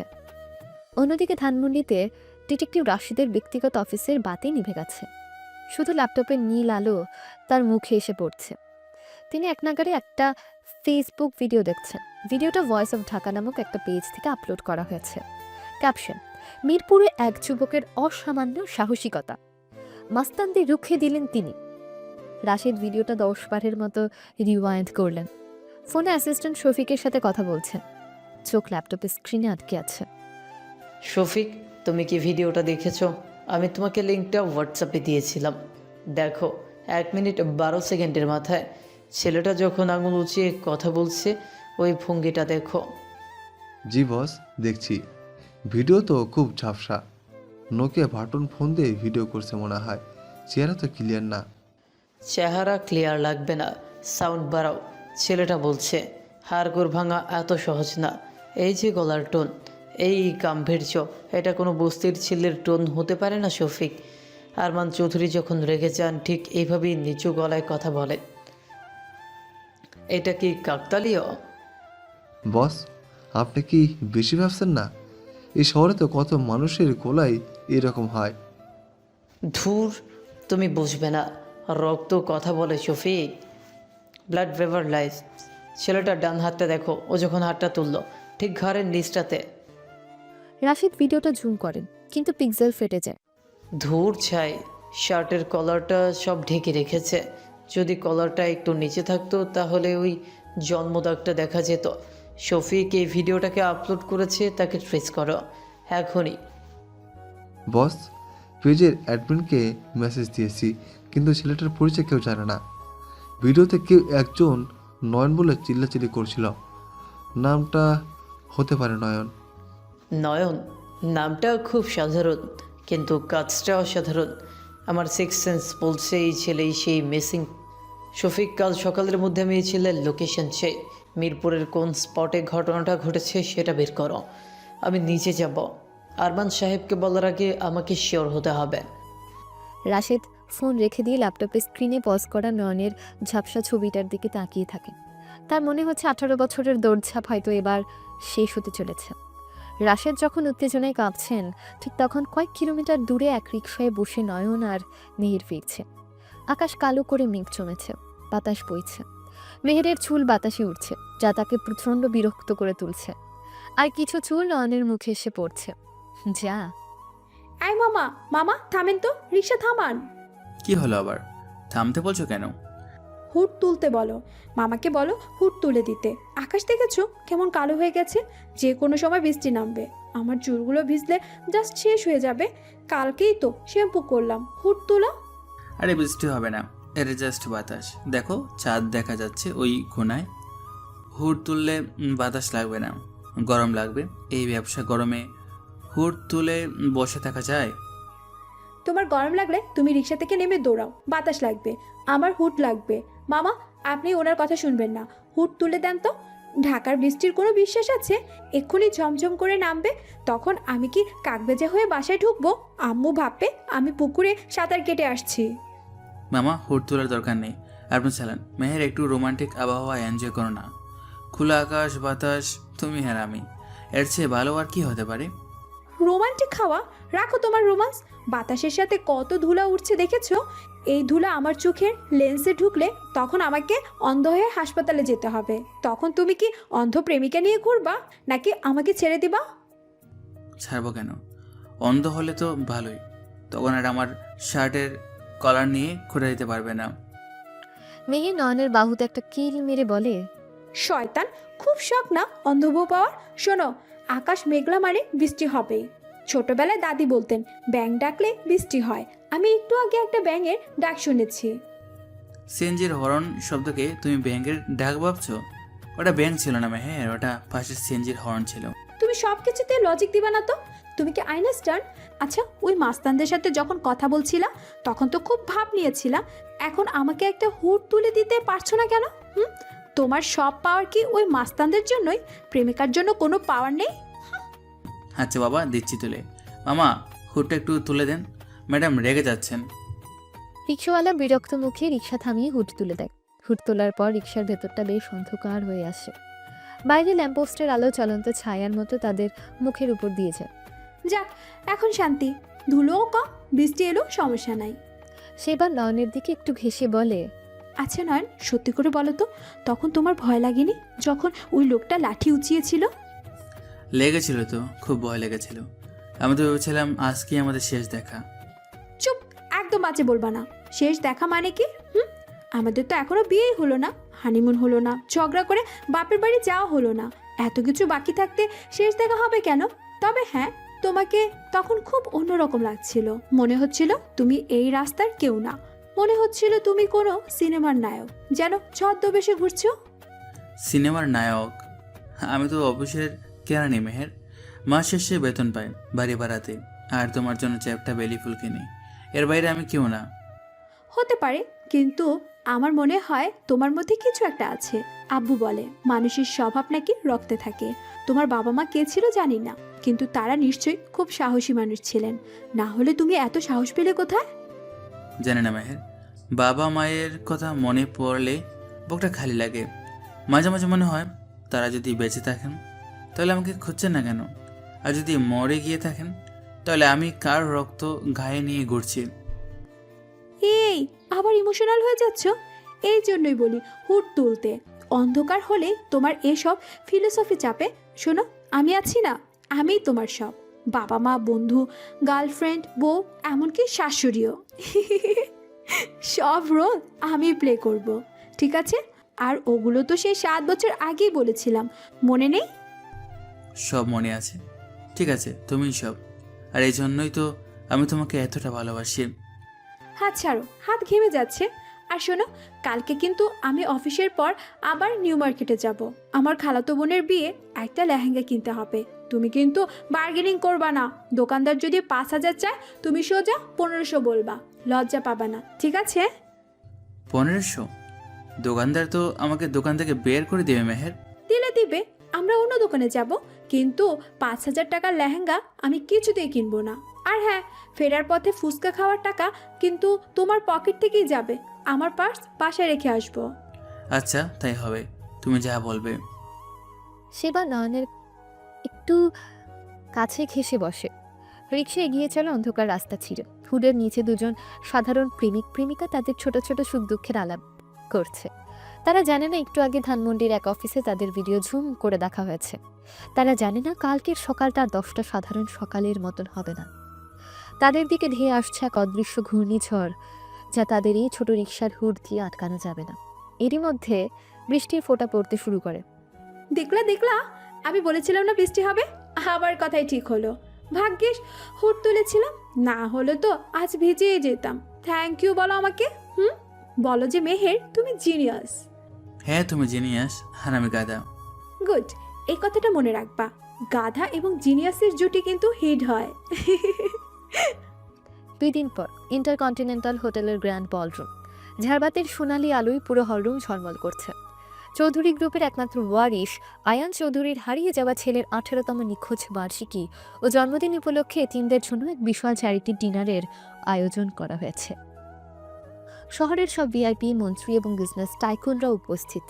ওয়েটাররা দৌড়াদৌড়ি করছে। নয়ন আজ এখানকার ক্যাটারিং সার্ভিসের শিফট সুপারভাইজার। সে যেই এতিমখানায় ছিল, ওখানকার সব এতিম বাচ্চাদের দায়িত্ব তাকে দেওয়া হয়েছে। সব বাচ্চাদেরকে নিয়ে এখানে এসেছে সে। তার পরনে সাদা শার্ট, কালো ওয়েস্ট কোট এবং গলায় একটা কালো বো টাই। তাকে অদ্ভুত সুন্দর লাগছে, যেন সে ওয়েটার নয়, এই পার্টিরই কোনো প্রিন্স। মেহের বলরুমের এক কোনায় দাঁড়িয়ে শাড়ির কুচি ঠিক করতে করতে ফিসফিস করে। আই নয়ন, নয়ন এদিকে আসো তো জলদি। কি হয়েছে, চিল্লাচ্ছ কেন? এখানে সব ভিআইপি গেস্ট আসছে, কথা বলো। ভিআইপি গেস্টের খ্যাতা পড়ি, তুমি আগে বলো, এই ফ্লোরটা কি টাইলস দিয়ে বানাইছে নাকি তেল দিয়ে? আমি তো হাঁটতেই পারছি না, মনে হচ্ছে স্কেটিং করতে আসছি। 2বার স্লিপ কাটতে নিয়েছিলাম, ভাগ্যিস ওই মোটা আঙ্কেলটা সামনে ছিল, ওনার চেয়ার ধরে বেঁচে গেছি। ছি, কি লজ্জা। তোমাকে বললাম ফ্লাইটে স্যান্ডেল পরে আসতে, তুমি তো শুনলে না। হিল পরে খুব শখ না, এখন সামলাও। চুপ করো, হিল না পরলে এই শাড়ির সাথে মানাতো না। শাড়িটা দেখেছো, নীলক্ষেত থেকে কিনেছি, কিন্তু লাগছে না, একদম ইন্ডিয়ান। আচ্ছা শোনো, এই কর্নারের টেবিলটা দেখো, ওই যে বড় বড় চিংড়ি মাছ সাজিয়ে রেখেছে, ওগুলো কি প্লাস্টিকের নাকি সত্যি? সত্যি মাছ মেহের। গ্রিল প্রন খাবে? খাবো মানে? ওটা খাওয়ার জন্যই তো আসছি, কিন্তু সাইজটা দেখেছো? একটা চিংড়ি মাছ বিক্রি করলে তো আমাদের 1 মাসের বাজার খরচ হয়ে যেত। এরা এত টাকা নষ্ট করে কেন বলো তো? এই টাকাটা আমাকে দিয়ে দিলেই তো পারতো, আমি একটা স্কুটি কিনতাম। তোমারও তো বাইক কেনার মুরত নেই। আচ্ছা, প্যাকেট করে দিয়ে দেবো যাওয়ার সময়। এখন তুমি ওই সাইডে গিয়ে বসো, আমার বস গুড়গুড় করছে, দেখলে বকা দেবে। বকা দেবে মানে? তুমি কি ছোট বাচ্চা যে বকা দেবে? আর তোমার ওই বউটাইটা বাঁকা হয়ে আছে কেন? দাঁড়াও, ঠিক করে দেই। মেহের নয়নের গলার কাছে হাত নিয়ে বো টাইট ঠিক করতে করতে বলে, তোমাকে কিন্তু আজকে দারুণ লাগছে, একদম জেমস বন্ডের মতো। শুধু হাতে একটা বন্দুক আর পকেটে টাকা থাকলেই হতো। মেহের, মানুষ দেখছে, ছাড়ো। দেখো, আমি কি চুরি করছি নাকি? আমার হবু জামাইয়ের টাই ঠিক করছি। আচ্ছা শোনো, এই হলের এসিটা কি একটু কমানো যায় না? আমার হাত পা জমে বরফ হয়ে যাচ্ছে। বড় লোকদের কি ঠান্ডা লাগে না? ওই মহিলাটাকে দেখো, স্লিভলেস ব্লাউজ পরে ঘুরছে। ওনার কি চামড়া গন্ডারের? আমার তো দাঁতে দাঁত বাড়িয়ে খাচ্ছে। এদের এসি সেন্ট্রাল কমানো যাবে না, তুমি স্যুপ খাও, গরম লাগবে। আমি আসছি, ওইদিকে বাচ্চারা পানি চাচ্ছে। নয়ন ব্যস্ত হয়ে অন্যদিকে চলে যায়। মেহের একটা চামচ হাতে নিয়ে নিজের প্রতিবিম্ব দেখে, তার মেকআপ ঠিক আছে কিনা চেক করে। ঠিক তখনই হলের প্রধান দরজায় হুলস্থুল পড়ে যায়। ফটোগ্রাফাররা ফ্ল্যাশ লাইট জ্বালাতে শুরু করে। মাইকে ঘোষণা আসে, ladies and gentleman, please welcome the chairman of Chowdhury group, Mr Arman Chowdhury and Mrs Rehana Chowdhury. হরে বাবা, ভাবটা দেখো, মনে হচ্ছে ইংল্যান্ডের রানী আসছে। নয়ন কই গেল? ও নয়ন, দেখে যাও। নয়ন তখন একটা ট্রে হাতে তাদের এতিমখানার বাচ্চাদের পাশ কাটাচ্ছিল। ঘোষণার শব্দে সে দরজার দিকে তাকায়।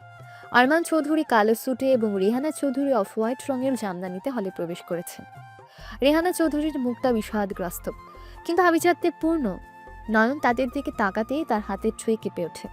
উফ, মেহের দৌড়ে নয়নের কাছে এসে বলে, আই, তুমি ট্রে ফেলে দিচ্ছ কেন? সাবধানে ধরো, ওরা দেখলে কি ভাববে? কি হয়েছে তোমার? ঘামছো কেন? এসি তো ফুল স্পিডে চলছে। জানি না মেহের, মাথাটা মনে হচ্ছে মাথার ভেতরে কেউ হাতুড়ি দিয়ে বেড়াচ্ছে। ওই মহিলাটাকে দেখে আমার খুব কষ্ট হচ্ছে। মনে হচ্ছে আমি ওনাকে চিনি। কাকে? রেহানা চৌধুরীকে? তুমি চিনবে কোথা থেকে? টিভিতে দেখেছো হয়তো। ওনার শাড়িটা সুন্দর না? তবে গলার হাতটা একটু বেশি চকচক করছে, মনে হচ্ছে ঝাড়বাতি গলায় ঝুলিয়ে আসছে। তুমি কি সেটা দেখে মাথা ঘুরাচ্ছ, নাকি লো প্রেশার? না মেহের, লো প্রেশার না, মনে হচ্ছে কোনো এক জন্মদিনে অনেক বেলুন ছিল আর একটা লাল গাড়ি। এই, এখন সেন্সলেস হয়েও না প্লিজ। এখানে তোমাকে কোলে নেওয়ার মতো শক্তি আমার নাই। আর তোমার ওই ভারী শরীর নিয়ে আমি এই পিচ্ছিল ফ্লোরে নির্ঘাত আচার খাবো। পানি খাবে? এই ওয়াটার ভাই, এই পিচ্ছি, এক গ্লাস পানি দে তো তোর বসকে। একজন ওয়েটার পানি এগিয়ে দেয়। নয়ন পানি খেয়ে একটু ধাতস্থ হয়, কিন্তু তার চোখ বারবার রেহানা চৌধুরীর দিকে চলে যাচ্ছে। রেহানা চৌধুরী স্টেজের দিকে যাচ্ছে, কিন্তু হঠাৎ তিনিও থমকে দাঁড়ান। তিনি ভিড়ের মধ্যে নয়নের দিকে তাকান। মায়ের মন হয়তো অজান্তেই কিছু টের পেয়েছে।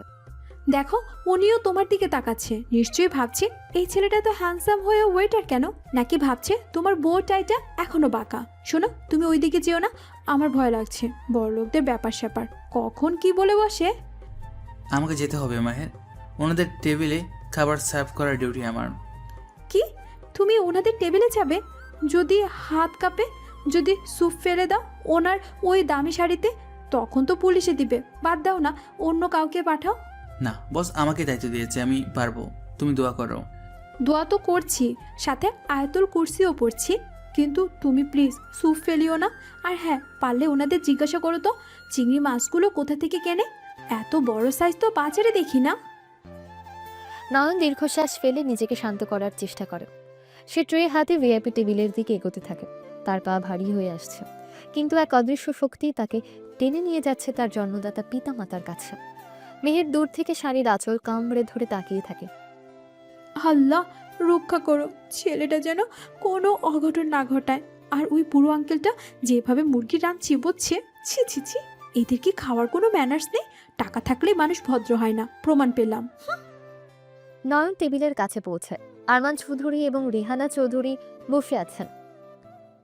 ডিটেকটিভ রাশেদ তাদের ঠিক পেছনের চেয়ারে বসে তীক্ষ্ণ দৃষ্টিতে চারপাশ দেখছেন। নয়ন ট্রে নামিয়ে রাখে, তার হাত কাঁপছে। Excuse me sir, starter.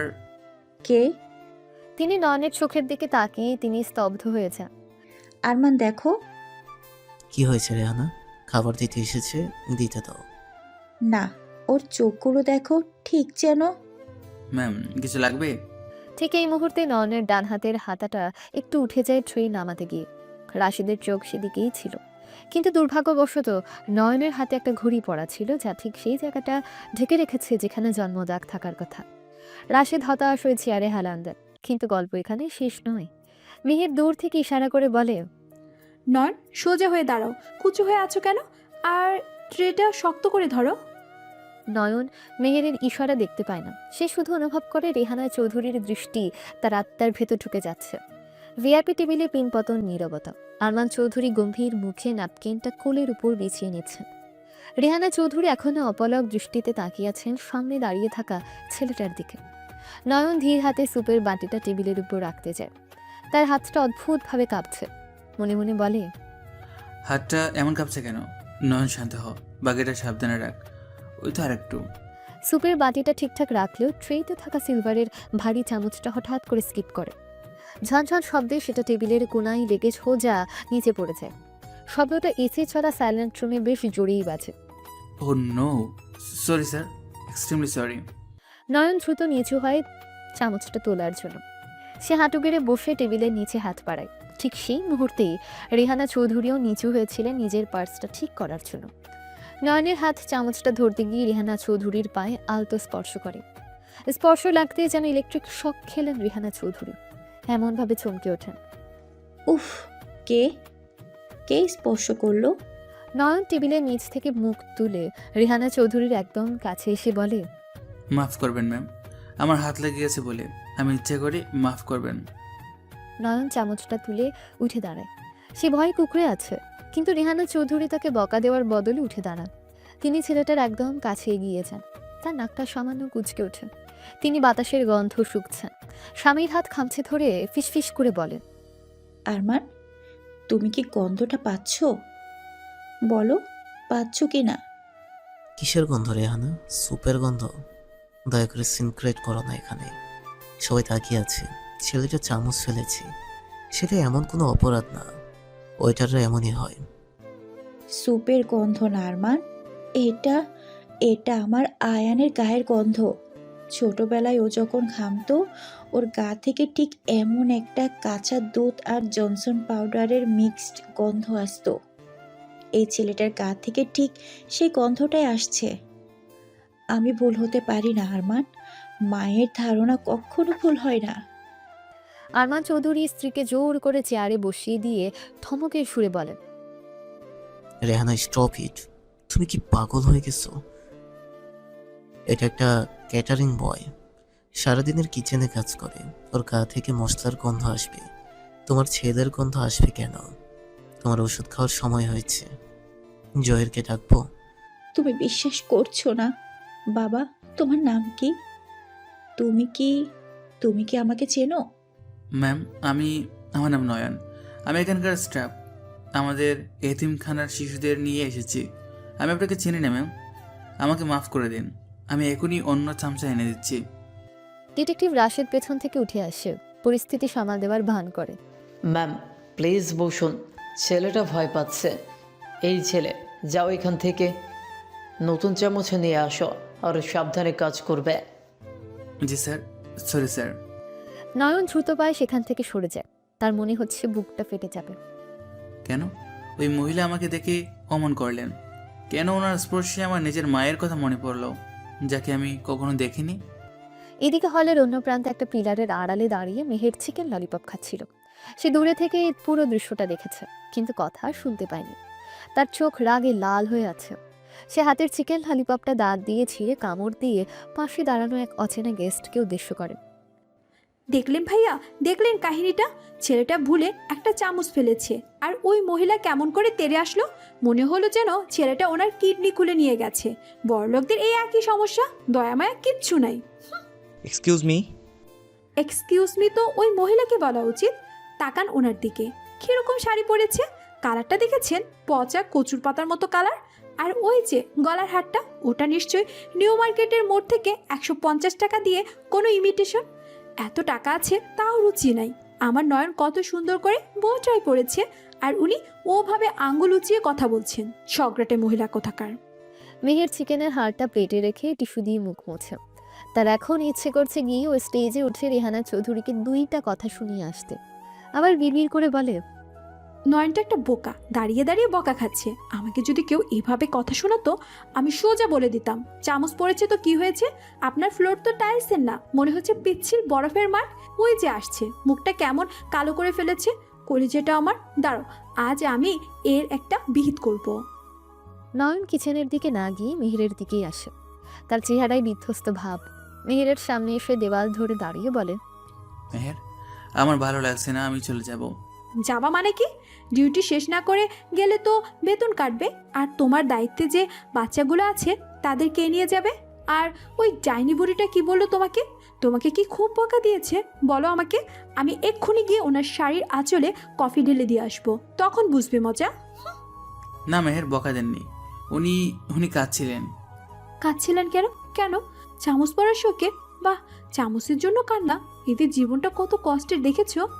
আমাদের তো ভাত জোটে না, আর ওনারা চামচ পড়ে গেলে কান্নাকাটি করে। ঢং, সব ঢং। তুমি ওসবে কান দিও না তো। পানি খাবে? তোমার হাত এখনো কাঁপছে। উনি আমাকে জিজ্ঞেস করেন আমি ওনাকে চিনি কিনা। মেহের, ওনার চোখের দিকে তাকিয়ে আমার মনে হলো আমি জন্যকে অনেক আগে থেকে চিনি। ছোটবেলায় কোনো স্মৃতি জাপস হয়ে আসছে সব। তুমি ওনাকে টিভিতে দেখেছো, তাই চেনা চেনা লাগছে। শোনো, ব্রেনকে বেশি প্রেশার দিও না। তোমার ব্রেন তো এমনিতেই কমজোরি, বেশি চাপ দিলে হ্যাং হয়ে যাবে। চলো আমরা ওই বারান্দায় গিয়ে একটু বাতাস খাই। এখানে এসির গন্ধে আমার বমি আসছে। না, বস দেখলে রাগ করবেন। আমাকে আবার টেবিলে যেতে হবে। আবার যাবে? বাঘের গুহায় আবার যাবে?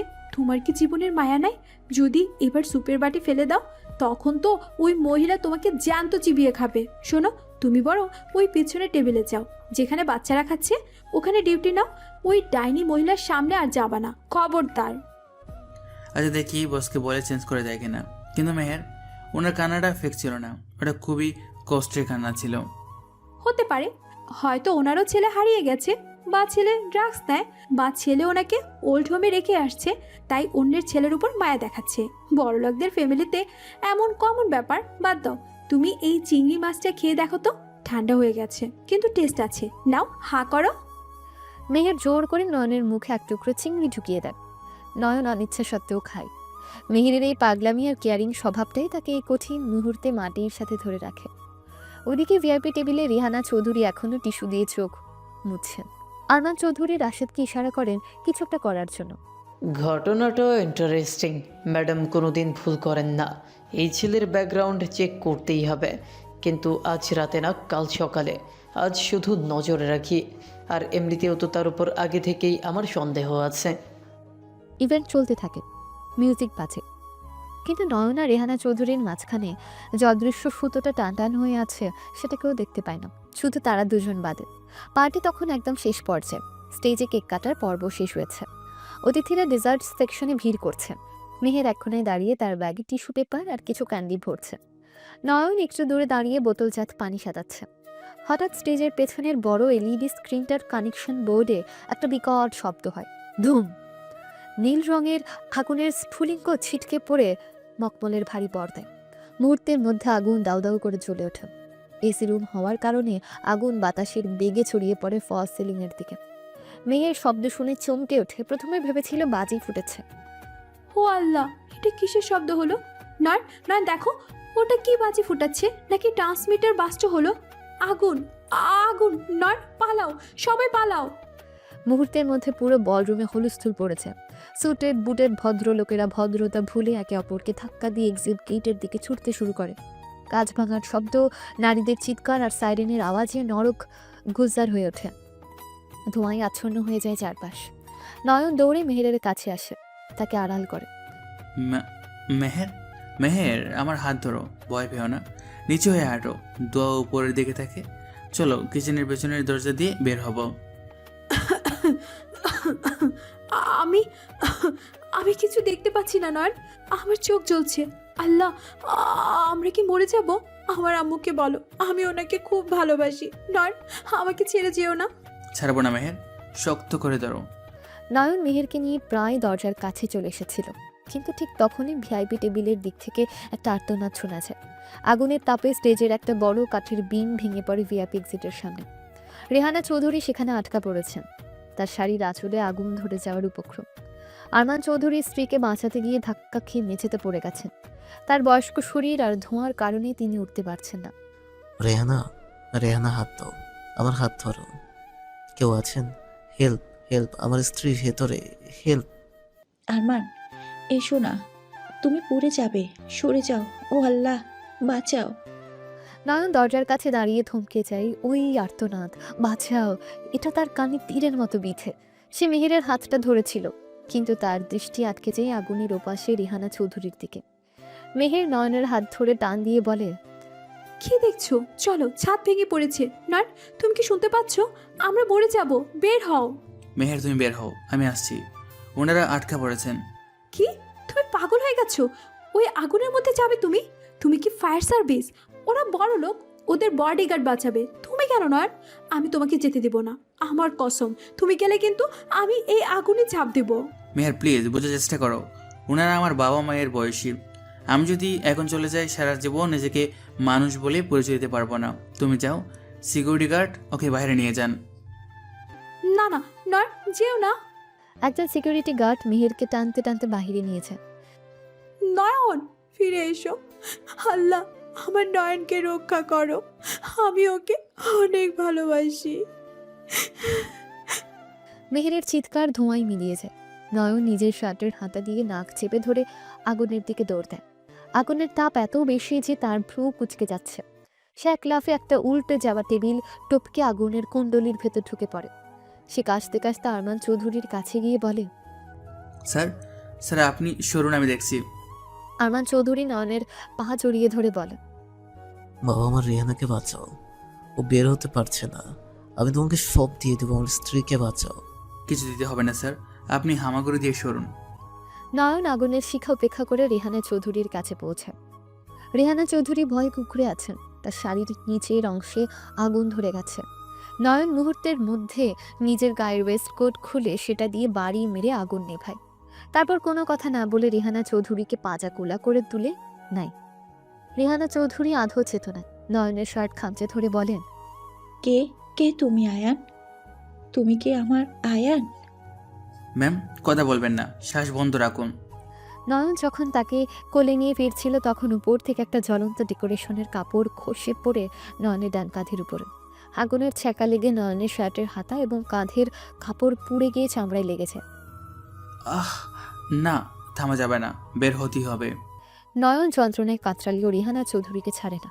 সে দৌড়ে আগুনের বেষ্টনী পার হয়ে মেইন হলের বাইরে লবিতে এসে পড়ে। সেখানে ফায়ার এক্সটিংগুইশার নিয়ে কর্মীরা দৌড়াদৌড়ি করছে। রেহানা চৌধুরীকে নয়ন একটা সোফায় নামিয়ে দেয়। আরমান চৌধুরীও টলতে টলতে সেখানে আসেন। রেহানা, তুমি ঠিক আছো? বাবা, তুমি আমার স্ত্রীকে নতুন জীবন দিলে। তোমার হাত তো পুড়ে গেছে। নয়নের শার্টের ডান দিকের পুরো হাতা পুড়ে ছাই হয়ে গেছে, কাঁধের চামড়া ঝলসে গেছে, কিন্তু ঠিক ছলছানা অংশের পাশে যেখানে কাপড় পুড়ে গর্ত হয়ে গেছে সেখানে স্পষ্ট হয়ে উঠেছে একটা জন্মদাগ। অর্ধচন্দ্রাকৃতির একটা লালচে কালো দাগ, ধোঁয়া আর কালির মাঝেও দাগটা জ্বলজ্বল করছে। ডিটেকটিভ রাশেদ ভিড়ের মধ্য থেকে দৌড়ে আসছিলেন। তিনি নয়নের কাঁধের দিকে তাকিয়ে থমকে দাঁড়ান। তার চোখ বড় হয়ে যায়। তিনি পকেট থেকে সেই পুরোনো ছবিটা বের করার চেষ্টা করেন, কিন্তু তার হাত কাঁপছে। নিজের মনেই চিৎকার করেন তিনি, ইয়া আল্লাহ, পেয়েছি স্যার, স্যার দেখুন। ঠিক এই সময় মেহের সিকিউরিটি গার্ডের হাত ছাড়িয়ে পাগলের মতো দৌড়ে আসে। তার চুল এলোমেলো, চোখে মুখে কাজল লেপটে একাকার। সে নয়নের পোড়া হাত দেখে বুক ফাটা চিৎকার দেয়। নয়ন, নয়ন, সে দৌড়ে এসে নয়নের সামনে হাঁটু গিরে বসে পড়ে। কি করেছো এটা? হাতটা কি করেছো? আমি বলেছিলাম না যেও না, আমি বলেছিলাম না। সে নয়নের পোড়া কাঁধে ফু দিতে থাকে। আল্লাহ গো, চামড়া উঠে গেছে, অনেক চলছে না। কথা বলো না কেন? বোবা হয়ে গেছো নাকি? ডাক্তার ডাকেন। কেউ ডাক্তার ডাকেন না কেন? আপনারা কি অন্ধ? ছেলেটা মরে যাচ্ছে। হায় আল্লাহ, আমি এখন কি করব? নয়ন, নয়ন, কথা বলো শোনা, কি হলো? কথা বলছো না কেন আমার জান? মেহের আমি ঠিক আছি, দেখো ওনারা বেঁচে আছেন। ওনারা বেঁচে থাকুক আর মরুক, আমার দেখার দরকার নাই। তোমার হাত পুড়ে গেছে। কালকে আমরা কিভাবে রিক্সে উঠবো? তুমি কিভাবে ভাত খাবে? সে কাঁদতে কাঁদতে রেহানা চৌধুরীর দিকে আঙুল তুলে বলে, সব আপনার জন্য। আপনারা বড় লোকরা শুধু নিজেদের জান বাঁচাতে জানেন। আমার নয়ন কেন আগুনে যাবে? ও তো আপনাদের চাকর না, ও আমার সব। মেয়ে, ওকে বকো না, ও ফেরেশতা। তিনি নয়নের কাঁধের দিকে তাকিয়ে হঠাৎ তার চোখ স্থির হয়ে যায়। আরমান, আরমান, ওর কাঁধে তাকাও, ওই দাগটা। রাশেদ ততক্ষণে টর্চ লাইট জেলে দাগটার উপর আলো ফেলেছে। আরমান চৌধুরী বলেন, রাশেদ, এটা কি করে সম্ভব? জি স্যার, 100% সম্ভব। এই সেই ক্রেসেন্ট মার্ক, অর্ধচন্দ্র, যেটা আয়ান বাবার জন্মের সময় ছিল। স্যার, ইনি আয়ান, ইনি আপনাদের হারিয়ে যাওয়া ছেলে।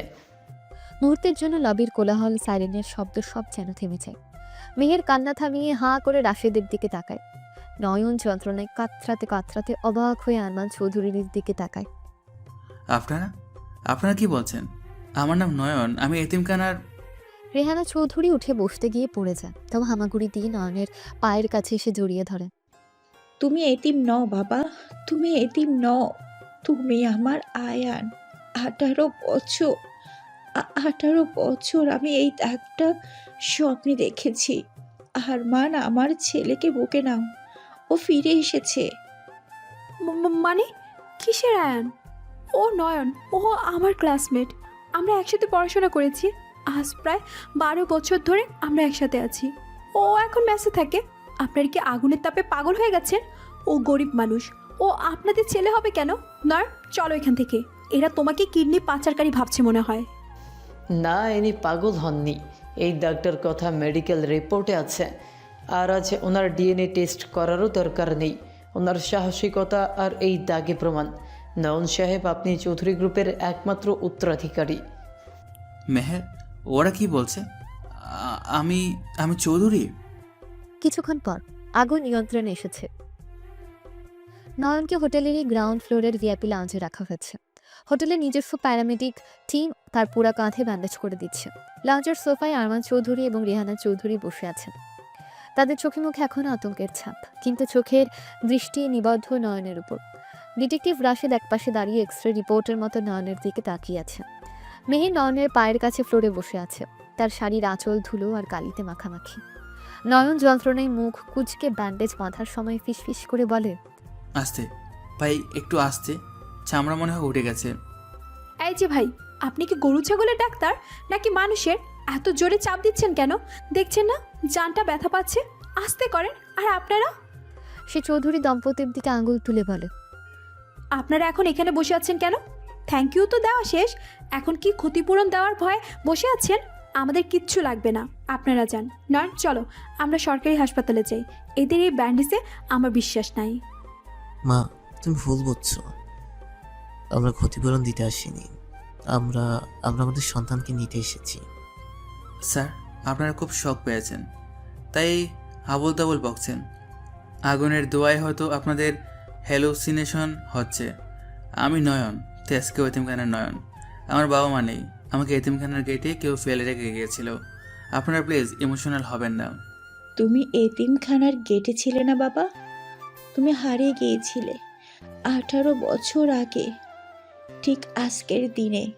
তোমার বয়স তখন 5।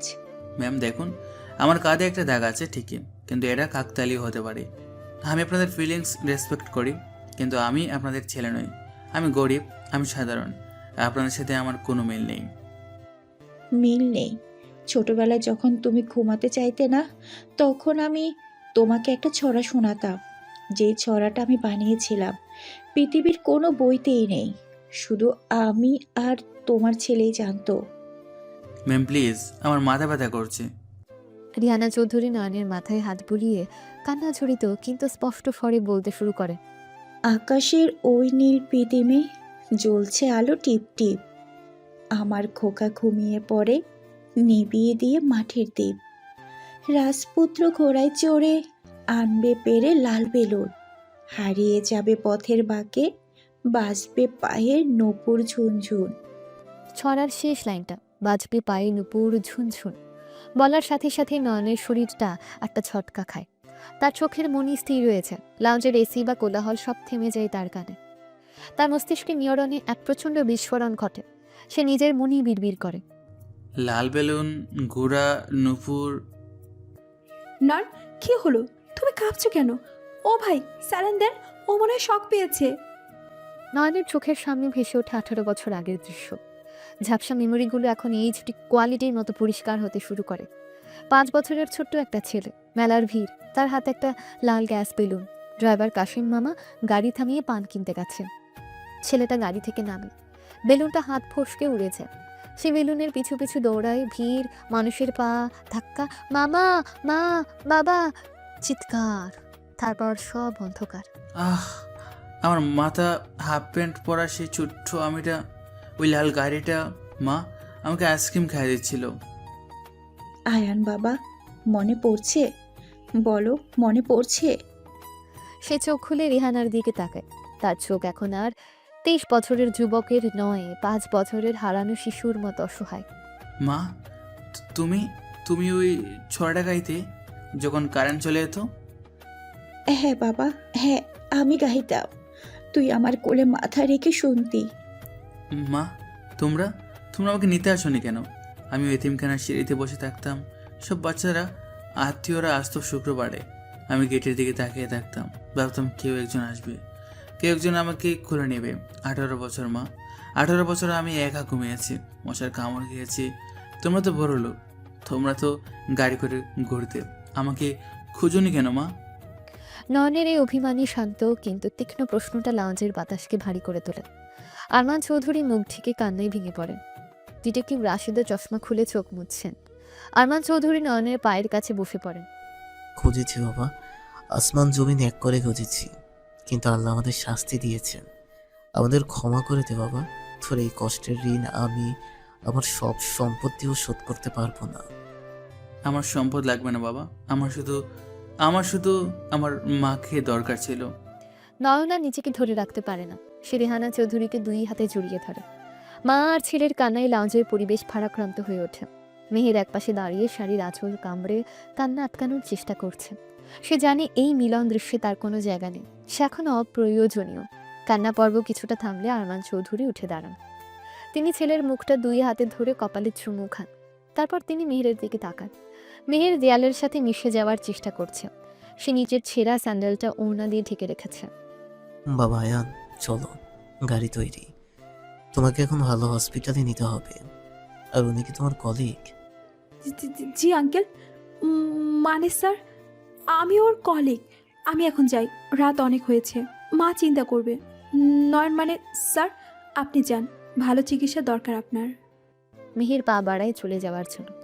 তার মনে হচ্ছে পায়ে নিচ থেকে মাটি সরে যাচ্ছে। নয়ন চৌধুরী এখন কোটিপতি, আর সে মিরপুরের এক মধ্যবিত্ত মেয়ে। এই গ্যাপটা সে মেনে নিয়েছে। কিন্তু নয়ন মায়ের কোল থেকে উঠে দাঁড়ায়। সে দৌড়ে গিয়ে মেহেরের হাত খপ করে ধরে ফেলে। কোথায় যাচ্ছ? বাসায়, তোমার বাবা মা এসেছেন, তোমার এখন তাদের সাথে যাওয়া উচিত। আমি কে? আমি তো কেউই না। বাবা মা, তোমরা বলছো তোমরা আমাকে 18 বছর করছো, কিন্তু তোমরা কি জানো গত 12 বছর আমাকে কে বাঁচিয়ে রেখেছে? কে আমার মা বাবা বন্ধু সব হয়েছিল? কে বাবা? এই মেহের। আজ থেকে 12 বছর আগের কথা। আমি এতিমখানায় ঢোকার পর 5 বছর কেটে যায়। আমি সবসময় চুপচাপ থাকতাম, কেউ আমার সাথে খেলতো না। গ্রামের স্কুলের বাচ্চারা আমাদের এতিম বলে খেপাতো। এদিন টিফিনের সময় আমি এক কোনায় বসে কাঁদছিলাম। তখন ফ্রক পরা একটা ছোট মেয়ে, যার চুলে 2 বেনু করা, সে এসে আমার সামনে দাঁড়ালো। নয়ন, প্লিজ ওসব বলো না। না, আজ বলতেই হবে। বাবা, ওই মেয়েটা আমাকে বলেছিল, এই ছেলে কাঁদছিস কেন? তোর টিফিন নাই? নে আমার আচার দিয়ে খিচুড়ি খা। ও নিজে না খেয়ে আমাকে খাইয়েছিল। সেদিন থেকে আজ পর্যন্ত এই 12টা বছর আমার জমানোর প্রতিটা কষ্ট ও ভাগ করে নিয়েছে। আমার যখন টাইফয়েড হলো, এতিমখানা হুজুররা হাল ছেড়ে দিয়েছিল। এই মেহেরও তখন ক্লাস 9-এ পড়ে। ও স্কুল পালিয়ে আমাকে শিওরে বসে জলপটি দিয়েছে। ওর মাটির ব্যাংকে জমানো টাকা দিয়ে আমার ওষুধ কিনেছে। নয়নের কথা শুনে রেহানা চৌধুরীর চোখে আবার পানি। তিনি মুগ্ধ হয়ে মেহেরের দিকে তাকান। মেহের তখনও মাটির দিকে তাকিয়ে কাঁদছে। আজ আমি চৌধুরীর বাড়ির ছেলে হতে পারি, কিন্তু আমার আসল পরিচয় হলো আমি মেহেরের নয়ন। ও আমাকে তখন ভালোবেসেছিল যখন আমার পকেটে ফুচকা খাওয়ার টাকা থাকতো না, যখন আমার পরিচয় ছিল শুধুই একটা বেওয়ারিশ লাশ। ও আমাকে মানুষ ভেবেছে, রাজপুত্র না ভেবেও রাজপুত্রের সম্মান দিয়েছে। আরমান চৌধুরী এগিয়ে এসে মেহেরের মাথায় হাত রাখেন। মারে, আমরা তো রক্তের বাবা মা, কিন্তু তুমি তো আত্মার আত্মীয়। তুমি যা করেছো তা আমরা 18 বছরও করতে পারিনি। তুমি আমাদের পর নও, তুমি এই পরিবারের লক্ষ্মী। মেহের আরমান চৌধুরীর পায়ে হাত দিয়ে সালাম করতে গিয়ে কেঁদে ফেলে। আঙ্কেল, ও আমার খুব আদরে, আপনারা ওকে নিয়ে যাবেন।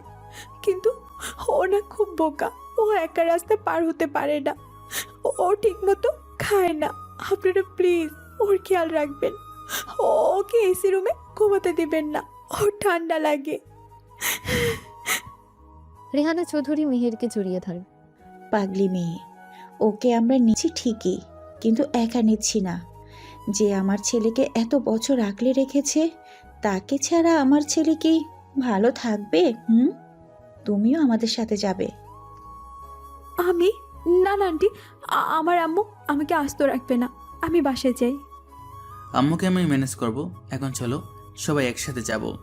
কিছুক্ষণ পর চৌধুরী গ্রুপের বিশাল লিমুজিন গাড়ি হোটেলে পৌঁছে দাঁড়িয়ে আছে। ড্রাইভার দরজা খুলে দেয়। নয়ন, মেহের, আরমান এবং রেহানা গাড়িতে ওঠে। নয়নের পুরা হাত ব্যান্ডেজ, কিন্তু তার মুখে প্রশান্তির হাসি। মেহের জানলার পাশে বসেছে। সে এখনো বিশ্বাস করতে পারছে না সে লিমুজিনে বসে আছে। মেহের সিটের চামড়ায় হাত বুলিয়ে বলে, ওরে বাবা, এই সিট তো আমার বিছানার চেয়েও নরম। নয়ন, আমরা কি সত্যি এইটাতে চড়ে বাসায় যাব নাকি স্বপ্ন দেখছি? স্বপ্ন না মেহের, এটাই এখন বাস্তব।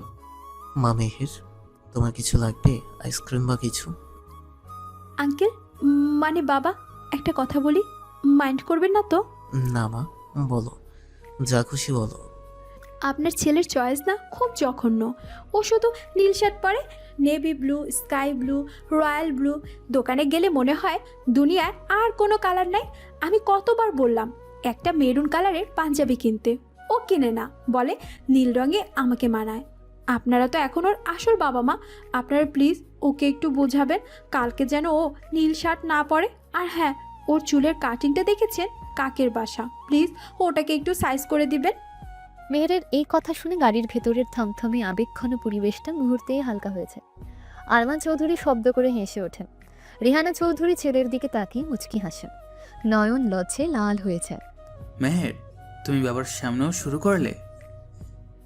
করব না। এখন তো কমপ্লেন বক্সে সরাসরি অভিযোগ জানানোর সুযোগ পাচ্ছি। এতদিন তো শোনার কেউ ছিল না, আমাকেই শুনতে হতো, আমাকেই করতে হতো। বাবা আরও শুনবেন, ও না ফুচকা খাওয়ার সময় কিপটামি করে। ঠিক আছে মা, কালকে আমি ওকে সেলুনে নিয়ে যাব, আর শার্ট পুরো শোরুম তোমার নামে লিখে দেব। তুমি যা কালার বলবে তাই পরবে। সত্যি? নয়ন, শুনেছ? পুরো শোরুম। এখন থেকে তুমি প্রতিদিন রংধনু হয়ে ঘুরবা। গাড়িটা রাতে ঢাকার রাস্তা দিয়ে এগিয়ে চলে গুলশানের দিকে। পেছনের সিটে নয়ন মেহেরের হাতটা শক্ত করে ধরে রাখে। 18 বছরের হারানো হাহাকার আর 12 বছরের এতিমখানার সংগ্রাম সব মিলেমিশে একাকার হয়েছে। আকাশের চাঁদটা হয়তো আজ একটু বেশি আলো দিচ্ছে এই অচেনা পথের রাজপুত্র আর তার চীনা রাজকন্যাকে। গাড়ির গ্লাস দিয়ে বাইরের আলো এসে পড়ে তাদের মুখে। একটা অদৃশ্য ফ্রেমে বন্দী হয় 4 জন মানুষ। রক্তের টান আর ভালোবাসার টানে মিলে যাওয়া এক সুখী পরিবারের ছবি।